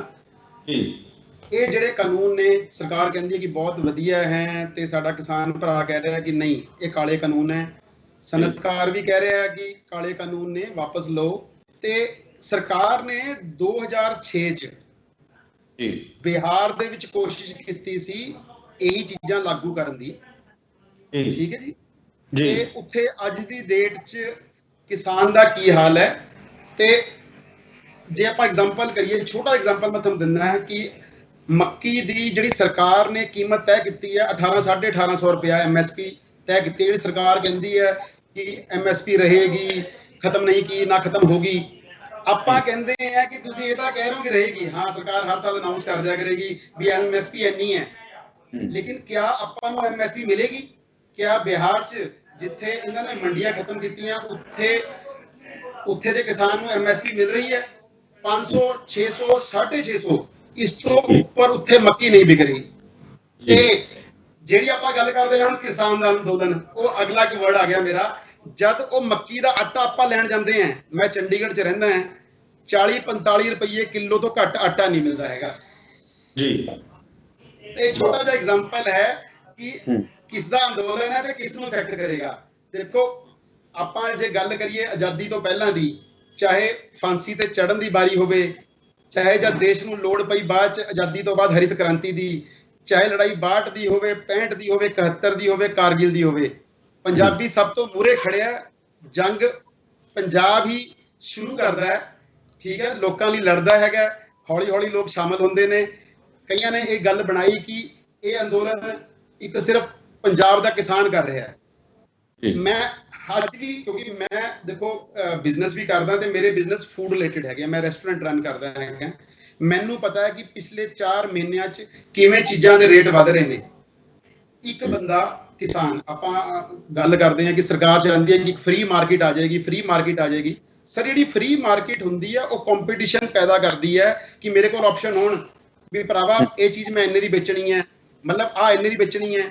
ਉਰੇ ਕੀ ਹੈ, ਕਿਸਾਨ ਨੂੰ ਕੀਮਤ ਮਿਲਣੀ ਹੈ ਘੱਟੋ ਘੱਟ, ਤੇ ਕੰਜ਼ਿਊਮਰ ਜਦ ਉਹਦੀ ਥਾਲੀ ਤੇ ਸਮਾਨ ਜਾਣਾ ਹੈ ਉਹ ਮਿਲਣਾ ਮਹਿੰਗੇ ਤੋਂ ਮਹਿੰਗਾ। ਉਹ ਪ੍ਰਾਈਸ ਡਿਫਰੈਂਸ ਦਾ ਫਾਇਦਾ ਕਿਸ ਨੂੰ ਹੋਇਆ? ਨਾ ਤਾਂ ਕਿਸਾਨ ਨੂੰ ਹੋਇਆ, ਨਾ ਹੀ ਕੰਜ਼ਿਊਮਰ ਨੂੰ ਹੋਇਆ। ਵਿੱਚ ਦੇ ਵਿਚੌਲੀਏ, ਹੁਣ ਵਿਚੌਲੀਏ ਕੌਣ ਨੇ? ਵਿਚੌਲੀਏ ਨੇ ਕਾਰਪੋਰੇਟਸ, ਤੇ ਕਾਰਪੋਰੇਟਸ ਵੀ ਘੁੰਮ ਫਿਰ ਕੇ ਫਿਰ ਉਹੀ ਦੋ ਕਾਰਪੋਰੇਟਸ, ਤੇਲ ਵੀ ਇਹਨਾਂ ਕੋਲ, ਰਾਸ਼ਨ ਵੀ ਇਹਨਾਂ ਕੋਲ, ਜਹਾਜ਼ ਵੀ ਇਹਨਾਂ ਕੋਲ, 에ਅਰਪੋਰਟ ਵੀ ਇਹਨਾਂ ਕੋਲ, ਮੇਰੇ ਖਿਆਲ ਤੋਂ ਸਭ ਕੁਝ ਇਹਨਾਂ ਕੋਲ ਹੈ। ਮੈਂ ਤਾਂ ਇਹ ਕਹਿਣ ਦੀ ਕੋਸ਼ਿਸ਼ ਕਰਦਾ ਕਿ ਜੇ ਸਾਰਾ ਕੁਝ ਪ੍ਰਾਈਵੇਟਾਈਜ਼ ਕਰਕੇ ਦੋ ਕਾਰਪੋਰੇਟਸ ਨੂੰ ਦੇਣਾ ਹੈਗਾ, ਆਪਾਂ ਨੂੰ ਸਰਕਾਰ ਦੀ ਕੀ ਲੋੜ ਹੈ? ਇੱਕ ਨੂੰ ਪ੍ਰਧਾਨ ਮੰਤਰੀ ਬਣਾ ਦਿਓ, ਇੱਕ ਨੂੰ ਰਾਸ਼ਟਰਪਤੀ ਬਣਾ ਦਿਓ, ਕੰਮ ਖਤਮ ਕਰੋ। ਹੁਣ ਪੰਜਾਬ ਦੀ ਗੱਲ ਕਰੀਏ, ਆਪਾਂ ਕਿਸਾਨ ਦੀ ਗੱਲ ਕਰੀਏ, ਕਿਸਾਨ ਟੀਨੂ ਜੀ ਫੇਰ ਵੀ ਆਪਣਾ ਪੇਟ ਭਰ ਲੇਗਾ, ਕਿਸਾਨ ਫੇਰ ਵੀ ਆਪਣਾ ਪੇਟ ਭਰ ਲੇਗਾ। ਪਿੰਡ 'ਚ ਬਹੁਤ ਸਾਰੇ ਇਦਾਂ ਦੇ ਲੋਕ ਨੇ ਜਿਨ੍ਹਾਂ ਕੋਲ ਜ਼ਮੀਨ ਨਹੀਂ ਹੈ, ਕਿਸਾਨ ਉਹਨਾਂ ਨੂੰ ਆਪਣੀ ਫਸਲ ਵੇਚ ਲੇਗਾ, ਫਿਰ ਵੀ ਆਪਣਾ ਘਰ ਚਲਾ ਲੇਗਾ। ਲੇਕਿਨ ਇੱਕ ਮਜ਼ਦੂਰ, ਇੱਕ ਨੌਕਰੀ ਪੇਸ਼ਾ ਬੰਦਾ, ਇੱਕ ਛੋਟਾ ਵਪਾਰੀ ਜਿਹੜਾ ਸ਼ਹਿਰ 'ਚ ਬੈਠਾ ਹੈਗਾ, ਜਿਹਦਾ ਗੁਜ਼ਾਰਾ ਉਹ ਪ੍ਰੋਡਕਟ ਵੇਚ ਕੇ ਹੁੰਦਾ ਹੈ ਜਾਂ ਖਰੀਦ ਕੇ ਹੁੰਦਾ ਹੈ, ਉਹ ਕਿਵੇਂ ਆਪਣਾ ਘਰ ਚਲਾਏਗਾ? ਇਹਨੂੰ ਕੋਈ ਸਮਝ ਨਹੀਂ ਰਿਹਾ। ਸਮਝ ਸਾਰੇ ਰਹੇ ਨੇ। ਇੱਕ ਪ੍ਰੋਬਲਮ ਆਪਣੇ ਹੋਰ ਵੀ ਆਈ ਹੈ, ਆਪਾਂ ਮੀਡੀਆ ਨੂੰ ਚੌਥਾ ਸਤੰਭ ਮੰਨਦੇ ਹਾਂ। ਇੰਡੀਆ 'ਚ ਵੀਰ ਜੀ ਇਹ ਸਤੰਭ ਗਿਰ ਚੁੱਕਿਆ। ਇੱਕ ਗਿਣੇ ਚੁਣੇ 2-4 ਪੱਤਰਕਾਰ ਨੈਸ਼ਨਲ ਲੈਵਲ ਤੇ ਇਸ ਤੋਂ ਇਲਾਵਾ ਆਪਣੇ ਭਰਾ ਜਿਨ੍ਹਾਂ ਨੇ ਕੋਸ਼ਿਸ਼ ਕੀਤੀ ਕਿ ਸੋਸ਼ਲ ਮੀਡੀਆ ਨਾਲ ਜੁੜ ਕੇ ਇਹ ਅੰਦੋਲਨ ਦਾ ਸਹੀ ਇੱਕ ਰੂਪ ਪੂਰੇ ਇੰਡੀਆ 'ਚ ਤੇ ਵਿਦੇਸ਼ਾਂ 'ਚ ਭੇਜਿਆ ਜਾਵੇ, ਉਹ ਸਰਕਾਰ ਉਸ ਤੇ ਵੀ ਹੁਣ ਬੈਨ ਲਾਉਣ ਲੱਗੀ ਹੋਈ ਹੈਗੀ ਹੈ। 26 ਜਨਵਰੀ ਨੂੰ 10% ਗਲਤ ਹੋਣਗੇ ਜਾਂ ਕੁਝ ਭਟਕ ਗਏ ਜਾਂ ਉਹਨਾਂ ਦੇ ਪਿੱਛੇ ਲੋਕੀ ਅੰਧਾਧੁੰਦ ਚੱਲਦੇ ਰਹੇ, ਉਹ ਕੀ ਹੋਇਆ ਉਹ ਸਭ ਨੇ ਦੇਖਿਆ, ਲੇਕਿਨ 90% ਲੋਕਾਂ ਨੇ ਜਿਵੇਂ ਕਿ ਉਹ ਰੈਲੀ ਗਈ ਹੈ, ਜੋ ਚੀਜ਼ਾਂ ਹੈ ਉਹ ਸਾਨੂੰ ਕਿਸੇ ਨੇ ਨਹੀਂ ਦਿਖਾਈਆਂ। ਉਹ ਸਿਰਫ ਜਿਹੜੇ ਉੱਥੇ ਸੀ ਉਹਨਾਂ ਨੇ ਮਹਿਸੂਸ ਕੀਤੀਆਂ।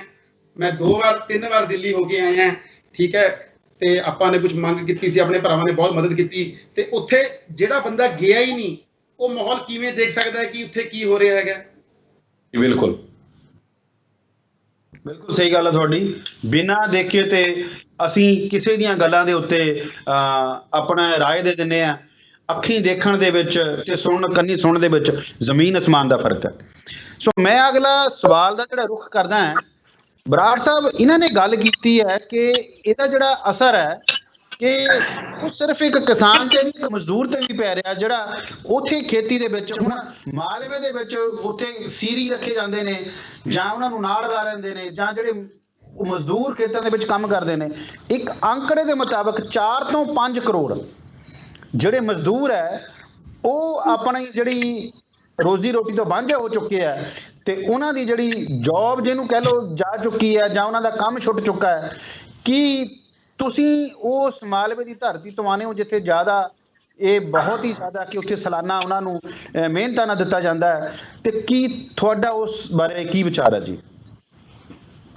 ਮੈਂ ਧੰਨਵਾਦ ਕਰਦਾ ਫਿਰ ਤੁਹਾਡਾ ਟੀਨੂ ਜੀ, ਤੁਸੀਂ ਮੈਨੂੰ ਇਸ ਬਹੁਤ ਗੰਭੀਰ ਵਿਸ਼ੇ ਤੇ ਬੋਲਣ ਦਾ ਮੌਕਾ ਦਿੱਤਾ।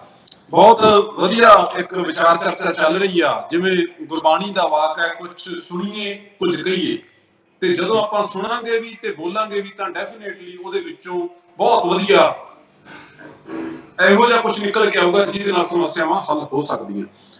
ਮੈਂ ਸਭ ਤੋਂ ਪਹਿਲਾਂ ਇਹ ਕਹਿਣਾ ਚਾਹਣਾ ਕਿ 2010 ਕਿਤੇ ਵੋਟਰ ਖੜੇ ਹੋ ਕੇ ਕਿਸੇ ਵੀ ਸਰਕਾਰ ਨੂੰ ਕਹਿ ਦੇਣ ਵੀ ਸਾਨੂੰ ਆ ਚੀਜ਼ ਨਹੀਂ ਚਾਹੀਦੀ, ਜਾਂ ਅਸੀਂ ਤੁਹਾਡੀ ਇਸ ਜਿਹੜੀ ਸਾਨੂੰ ਪੇਸ਼ਕਸ਼ ਕੀਤੀ ਆ ਇਹਦੇ ਅਸੀਂ ਹੱਕ 'ਚ ਨਹੀਂ ਹੈਗੇ, ਤਾਂ ਸਰਕਾਰ ਦੇ ਮੱਥੇ ਤੇ ਤਿਉੜੀ ਆ ਜਾਂਦੀ ਆ ਕਿ ਮੇਰੀਆਂ ਵੋਟਾਂ ਗਈਆਂ। ਇੱਥੇ ਮੈਂ ਇੱਕ ਸਵਾਲ ਇਹ ਵੀ ਖੜਾ ਕਰਦਾ ਕਿ ਲੱਖਾਂ ਕਿਸਾਨ, ਤੁਸੀਂ ਲੱਖਾਂ ਕਿਸਾਨਾਂ ਕੋ ਲੱਖਾਂ ਪਰਿਵਾਰ ਸੜਕਾਂ ਤੇ ਬੈਠੇ ਆ ਪਿਛਲੇ 7 ਮਹੀਨਿਆਂ ਤੋਂ, ਤੇ ਸਰਕਾਰ ਬਿਲਕੁਲ ਵੀ ਟੱਸ ਦਾ ਮਸ ਨਹੀਂ ਹੋ ਰਹੀ। ਉਹਦਾ ਸਿੱਧਾ ਤੇ ਸਿੱਧਾ ਇਸ਼ਾਰਾ ਇਹ ਜਾਂਦਾ ਕਿ ਸਰਕਾਰ ਨੂੰ ਆਪਣੀਆਂ EVM ਮਸ਼ੀਨਾਂ ਤੇ ਇੰਨਾ ਭਰੋਸਾ ਕਿ ਕੋਈ ਉਹਨਾਂ ਤੋਂ ਨਾਰਾਜ਼ ਹੋਵੇ ਜਾਂ ਨਾ ਹੋਵੇ, ਉਹਨਾਂ ਨੂੰ ਕੋਈ ਫਰਕ ਨਹੀਂ ਪੈਂਦਾ। ਪਹਿਲਾਂ ਤਾਂ ਇਹ ਵੀ ਇੱਕ ਬਹੁਤ ਵੱਡਾ ਸਵਾਲੀਆ ਚਿੰਨ੍ਹ ਕਿ ਕਰੋੜਾਂ ਲੋਕ, ਕਰੋੜਾਂ ਪਰਿਵਾਰ ਅੱਜ ਪ੍ਰਭਾਵਿਤ ਹੋਏ ਆ ਤੇ ਸਰਕਾਰ ਬਿਲਕੁਲ ਵੀ ਟਸ ਤੋਂ ਮਸ ਨਹੀਂ ਹੋ ਰਹੀ। ਉਹਦੀ ਤਾਜ਼ਾ ਉਦਾਹਰਨ ਕੱਲ ਹਰਿਆਣੇ ਦਾ ਇੱਕ ਮੰਤਰੀ ਕਿਵੇਂ ਹੱਸ ਕੇ ਗੱਲਾਂ ਕਰਦਾ ਵੀ ਜਿਹੜੇ ਲੋਕ ਦਿੱਲੀ ਗਏ ਆ ਉਹ ਆਪਦੀ ਮਰਜ਼ੀ ਨਾਲ ਮਰਨ ਗਏ ਆ। ਮੈਂ ਕਹਿਣਾ ਆਪਾਂ ਸਾਰੇ ਕੰਮਾਂ ਕਾਰਾਂ ਵਾਲੇ ਬੰਦੇ ਆ, ਇੱਕੋ ਜਿਹੇ ਪਿੰਡਾਂ ਚੋਂ ਆਏ ਆ ਆਪਾਂ ਸਾਰੇ, ਆਪਣੇ ਆਂਢ ਗੁਆਂਢ ਪਿੰਡ 'ਚ ਵੀ ਕੋਈ ਮਰਗ ਹੋ ਜੇ ਤਾਂ ਲੋਕੀ ਉੱਚੀ ਹੱਸਦੇ ਨਹੀਂ, ਲੋਕੀ ਉਸ ਦਿਨ ਵਿਆਹ ਦੇ ਵਿੱਚ ਉੱਚੀ ਸੰਗੀਤ ਨਹੀਂ ਕਰਦੇ, ਗੀਤ ਨਹੀਂ ਗਾਉਂਦੇ ਵੀ ਪਿੰਡ ਦੇ ਵਿੱਚ ਮਰਗ ਹੋਈ ਆ, 200 ਬੰਦਾ ਸ਼ਹੀਦ ਹੋ ਗਿਆ, ਤੇ ਉਹ ਮੰਤਰੀ ਇਹ ਕਹਿ ਰਿਹਾ ਦੰਦ ਕੱਢ ਕੇ ਵੀ ਇਹ ਤਾਂ ਆਪਦੀ ਮਰਜ਼ੀ ਨਾਲ ਮਰਨ ਗਏ ਸੀਗੇ। ਇਹ ਇੱਕ ਬਹੁਤ ਵੱਡਾ ਇੱਕ ਸਾਡੀ ਮਾਨਸਿਕਤਾ ਤੇ ਸਵਾਲ ਆ ਕਿ ਕਿਹੋ ਜਿਹੇ ਲੋਕ ਸਾਡੇ ਰਾਜੇ ਵਜ਼ੀਰ ਬਣ ਕੇ ਬੈਠੇ ਆ। ਦੂਜੀ ਗੱਲ ਟੀਨੂ ਜੀ ਜਿਹੜੀ ਤੁਸੀਂ ਬਹੁਤ ਅਹਿਮ ਕੀਤੀ ਕਿ ਮਜ਼ਦੂਰ ਵਰਗ ਆ ਜਿਹੜਾ, ਜਿਹਨੂੰ ਅਸੀਂ ਪਿੰਡਾਂ 'ਚ ਸੀਰੀ ਕਹਿ ਦਿੰਦੇ ਆ, ਕਿ ਉਸ ਸੀਰੀ ਦਾ ਕੀ ਹਾਲ ਆ। ਇੱਥੋਂ ਮੈਂ ਇਹ ਗੱਲ ਬਹੁਤ ਵਾਰੀ ਕਹੀ ਆ ਤੇ ਕਹਿਣਾ ਵੀ ਚਾਹਣਾ ਕਿ ਪੰਜਾਬ ਦੇ ਵਿੱਚ, ਮੈਂ ਪੰਜਾਬ ਚੋਂ ਆ, ਪੰਜਾਬ ਦੇ ਵਿੱਚ ਸਾਡੀਆਂ ਪੰਚਾਇਤਾਂ ਕੋਲੇ ਬਹੁਤ ਜ਼ਮੀਨ ਪਈ ਆ। ਇਹੋ ਜਿਹੀ ਸਰਕਾਰ ਆਵੇ, ਕਿਸਾਨਾਂ ਦੀ ਸਰਕਾਰ, ਮਜ਼ਦੂਰਾਂ ਦੀ ਸਰਕਾਰ, ਜਿਹੜੀ ਕਿਸਾਨਾਂ ਤੇ ਮਜ਼ਦੂਰਾਂ ਦੀਆਂ ਮੁਸ਼ਕਲਾਂ ਸਮਝੇ, ਤੇ ਉਹਨਾਂ ਨੂੰ ਮੇਰੀ ਇਹ ਸੋਚ ਆ, ਨਿੱਜੀ ਸੋਚ ਆ, ਇਹਦੇ ਤੇ ਵੀ ਇੱਕ ਚਰਚਾ ਚਾਹੀਦੀ ਆ ਕਿ ਸਾਡੀਆਂ ਪੰਚਾਇਤੀ ਜ਼ਮੀਨਾਂ ਜਿਹੜੀਆਂ ਪਈਆਂ, ਜਿਹੜੀਆਂ ਮੈਂ ਕਹਿਣਾ ਵੀ ਉਹਦੀ ਸਿਰਫ ਤੇ ਸਿਰਫ ਉਹ ਜ਼ਮੀਨਾਂ ਦੀ ਜਾਇਦਾਦ ਤੋਂ ਜਿਹੜੀ ਕਮਾਈ ਆਉਂਦੀ ਆ, ਅਸੀਂ ਵਜ਼ੀਰਾਂ ਦੀ ਚਾਪਲੂਸੀ, ਉਹਨਾਂ ਦੀ ਚਾਹ ਪਾਣੀ ਤੇ ਹੋਰ ਇਹੋ ਜਿਹੇ ਲਟਰਮ ਪਟਰਮ ਤੇ ਖਰਚ ਕਰਦੇ ਆ। ਮੈਂ ਕਦੇ ਵੀ ਕਿਸੇ ਪਿੰਡ ਦੇ ਵਿੱਚ 12,000 ਪਿੰਡ ਆ ਪੰਜਾਬ ਦਾ, ਕੋਈ ਪਿੰਡ ਦਾ ਸਰਪੰਚ ਬਾਹ ਖੜੀ ਕਰਕੇ ਕਵੇ ਕਿ ਅਸੀਂ ਸਰਕਾਰੀ ਜ਼ਮੀਨ ਨਾਲ ਆਹ ਪ੍ਰਾਪਤੀ ਕੀਤੀ ਆ। ਉਹ ਜ਼ਮੀਨਾਂ ਸਾਡੇ ਉਸ ਭਾਈਚਾਰੇ 'ਚ ਬਰਾਬਰ ਵੰਡੀਆਂ ਜਾਣ ਤਾਂ ਕਿ ਉਹਨਾਂ ਨੂੰ ਵੀ ਐਂ ਲੱਗੇ ਵੀ ਅਸੀਂ ਵੀ ਇਹਨਾਂ ਦੇ ਬਰਾਬਰ ਖੜੇ ਆ, ਕੇਵਲ ਬਰਾਬਰਤਾ ਦਾ ਹੋਕਾ ਦੇਣਾ ਜਾਂ ਉਹਨੂੰ ਅਮਲੀ ਰੂਪ ਦੇਣਾ, ਇਹ ਦੋ ਵੱਖ-ਵੱਖ ਗੱਲਾਂ ਹੁੰਦੀਆਂ। ਉਹ ਸੰਤ ਰਾਮ ਉਦਾਸੀ ਜੀ ਕਹਿੰਦੇ ਸੀ, ਗਾਲ ਲੱਗ ਕੇ ਸੀਰੀ ਦੇ ਜੱਟ ਰੋਵੇ, ਬੋਲਾਂ ਵਿੱਚੋਂ ਨੀਰ ਵਗਿਆ, ਲਿਆ ਤੰਗਲੀ ਆਪਾਂ ਤੂੜੀ ਨੂੰ ਫਰੋਲੀਏ, ਨਸੀਬਾਂ ਨੂੰ ਫਰੋਲੀਏ, ਤੂੜੀ ਵਿੱਚੋਂ ਪੁੱਤ ਜਗਿਆ। ਇਹ ਜਿਹੜਾ ਜੱਟ ਤੇ ਸੀਰੀ ਦਾ ਮਤਲਬ ਹੁੰਦਾ ਸਾਂਝ, ਸੀਰੀ ਦਾ ਮਤਲਬ ਹੁੰਦਾ ਸਾਂਝ, ਕੇਵਲ ਜ਼ਮੀਨ ਦੀ ਸਾਂਝ ਨਹੀਂ, ਸਾਡੇ ਦੁੱਖਾਂ ਦੀ ਸੁੱਖਾਂ ਦੀ ਸਾਂਝ ਆ। ਮੈਂ ਤੁਹਾਨੂੰ ਆਪਦੀ ਇੱਕ ਛੋਟੀ ਜਿਹੀ ਉਦਾਹਰਨ ਦੱਸਦਾ। ਸਾਡੇ ਬਾਬਾ ਹੀਰਾ ਜੀ, ਹੁਣ ਅਸੀਂ ਉਦੋਂ ਆਪਣੇ ਨਾਲ ਕੰਮ ਕਰਦੇ, ਜਿਹੜੇ ਸਾਡੇ ਨਾਲ ਹੁੰਦੇ ਸੀ, ਉਹਨਾਂ ਦਾ ਸੀਰ ਹੁੰਦਾ ਸੀ, ਉਹਨੂੰ 6ਵਾਂ 7ਵਾਂ 5ਵਾਂ ਹਿੱਸਾ ਮਿਲਦਾ ਸੀ ਜ਼ਮੀਨ ਦੀ ਕਮਾਈ ਚੋਂ। ਮੈਂ ਖੁਦ ਸਾਡੇ ਬਾਬਾ ਹੀਰਾ ਸਿੰਘ ਪਿੰਡ ਚਿਮਣੇ ਵਾਲੇ ਤੋਂ, ਉਹਨਾਂ ਦੀ ਕੁੜੀ ਦੇ ਵਿਆਹ ਤੇ ਮੈਂ ਵੇਟਰ ਬਣ ਕੇ ਖੜਾ ਸੀ ਉਹਨਾਂ ਦੇ ਘਰ 'ਚ। ਮੈਂ ਉਹਨਾਂ ਦੇ ਜਿਹੜੀ ਬਰਾਤ ਆਈ ਉਹਨੂੰ ਅਸੀਂ ਆਪਦੇ ਹੱਥਾਂ ਨਾਲ ਚਾਹ ਪਿਆਈਆਂ ਸੀ, ਮੰਜੇ ਇਕੱਠੇ ਕੀਤੇ। ਉਹ ਸਾਂਝ ਸੀ ਅਸਲ 'ਚ, ਉਹ ਸਾਂਝ। ਹੁਣ ਉਹ ਸਾਂਝਾਂ ਵੀ ਨਹੀਂ ਰਹੀਆਂ, ਕੁਛ ਨਾ ਕੁਛ ਤਾਂ ਸਾਡੇ 'ਚ ਵੀ ਕਮੀਆਂ ਆਈਆਂ, ਕਿਉਂਕਿ ਜਦੋਂ ਤਰੇੜ ਪੈਂਦੀ ਆ ਨਾ ਕਿਸੇ ਕੰਧ ਦੇ ਵਿੱਚ, ਉੱਥੇ ਹੀ ਹੱਥ ਟਿਕਦਾ ਦੁਸ਼ਮਣ ਦਾ। ਉਹ ਤਰੇੜ ਜੇ ਨਾ ਹੋਵੇ ਤਾਂ ਕੰਧ ਦੇ ਵਿੱਚ ਹੱਥ ਪਾ ਕੇ ਕੋਈ ਤਾਂ ਨਹੀਂ ਚੜ ਸਕਦਾ। ਅੱਜ ਸਾਡੇ ਸਮਾਜ ਦੇ ਵਿੱਚ ਵੀ ਕਿਤੇ ਨਾ ਕਿਤੇ ਖੜੌਤ ਆਈ ਆ, ਜਿਹਨੂੰ ਸੋਚਣ ਦੀ ਲੋੜ ਆ। ਬਾਕੀ ਗੱਲ ਰਹੀ ਅੰਦੋਲਨ ਦੀ, ਇਸ ਅੰਦੋਲਨ ਦੇ ਵਿੱਚ 200 ਪਰਿਵਾਰਾਂ ਦੇ ਜੀਅ ਤੁਰ ਗਏ। ਇਸ ਅੰਦੋਲਨ ਦੇ ਵਿੱਚ ਸਾਡੇ ਬੱਚੇ, ਦੁੱਧ ਚੁੰਗਦੇ ਬੱਚੇ, ਸਾਡੇ ਬਜ਼ੁਰਗ, ਮੇਰੇ ਪਿਤਾ ਜੀ ਟਰਾਲੀ ਦੇ ਵਿੱਚ ਬੈਠੇ ਆ। ਮਾਸਟਰ ਬੂਟਾ ਸਿੰਘ ਪਿਛਲੇ 2 ਮਹੀਨਿਆਂ ਤੋਂ ਦਿੱਲੀ ਬੈਠੇ ਆ ਤੇ 7 ਮਹੀਨਿਆਂ ਤੋਂ ਉਹ ਗਰਾਊਂਡ ਤੇ ਕੰਮ ਕਰਦੇ ਆ। ਪਹਿਲਾਂ ਰੇਲਾਂ ਰੁਕੀਆਂ, ਫਿਰ ਪਾਰਕਾਂ 'ਚ ਗਏ, ਫਿਰ ਪਿੰਡ 'ਚ ਹੋਕੇ ਦਿੱਤੇ, ਫਿਰ ਸ਼ੰਭੂ ਬਾਰਡਰ ਤੋਂ ਹੁੰਦੇ ਹੋਏ ਉੱਥੇ ਵਿਛਾੜਾਂ, ਉੱਥੇ ਡਾਂਗਾਂ।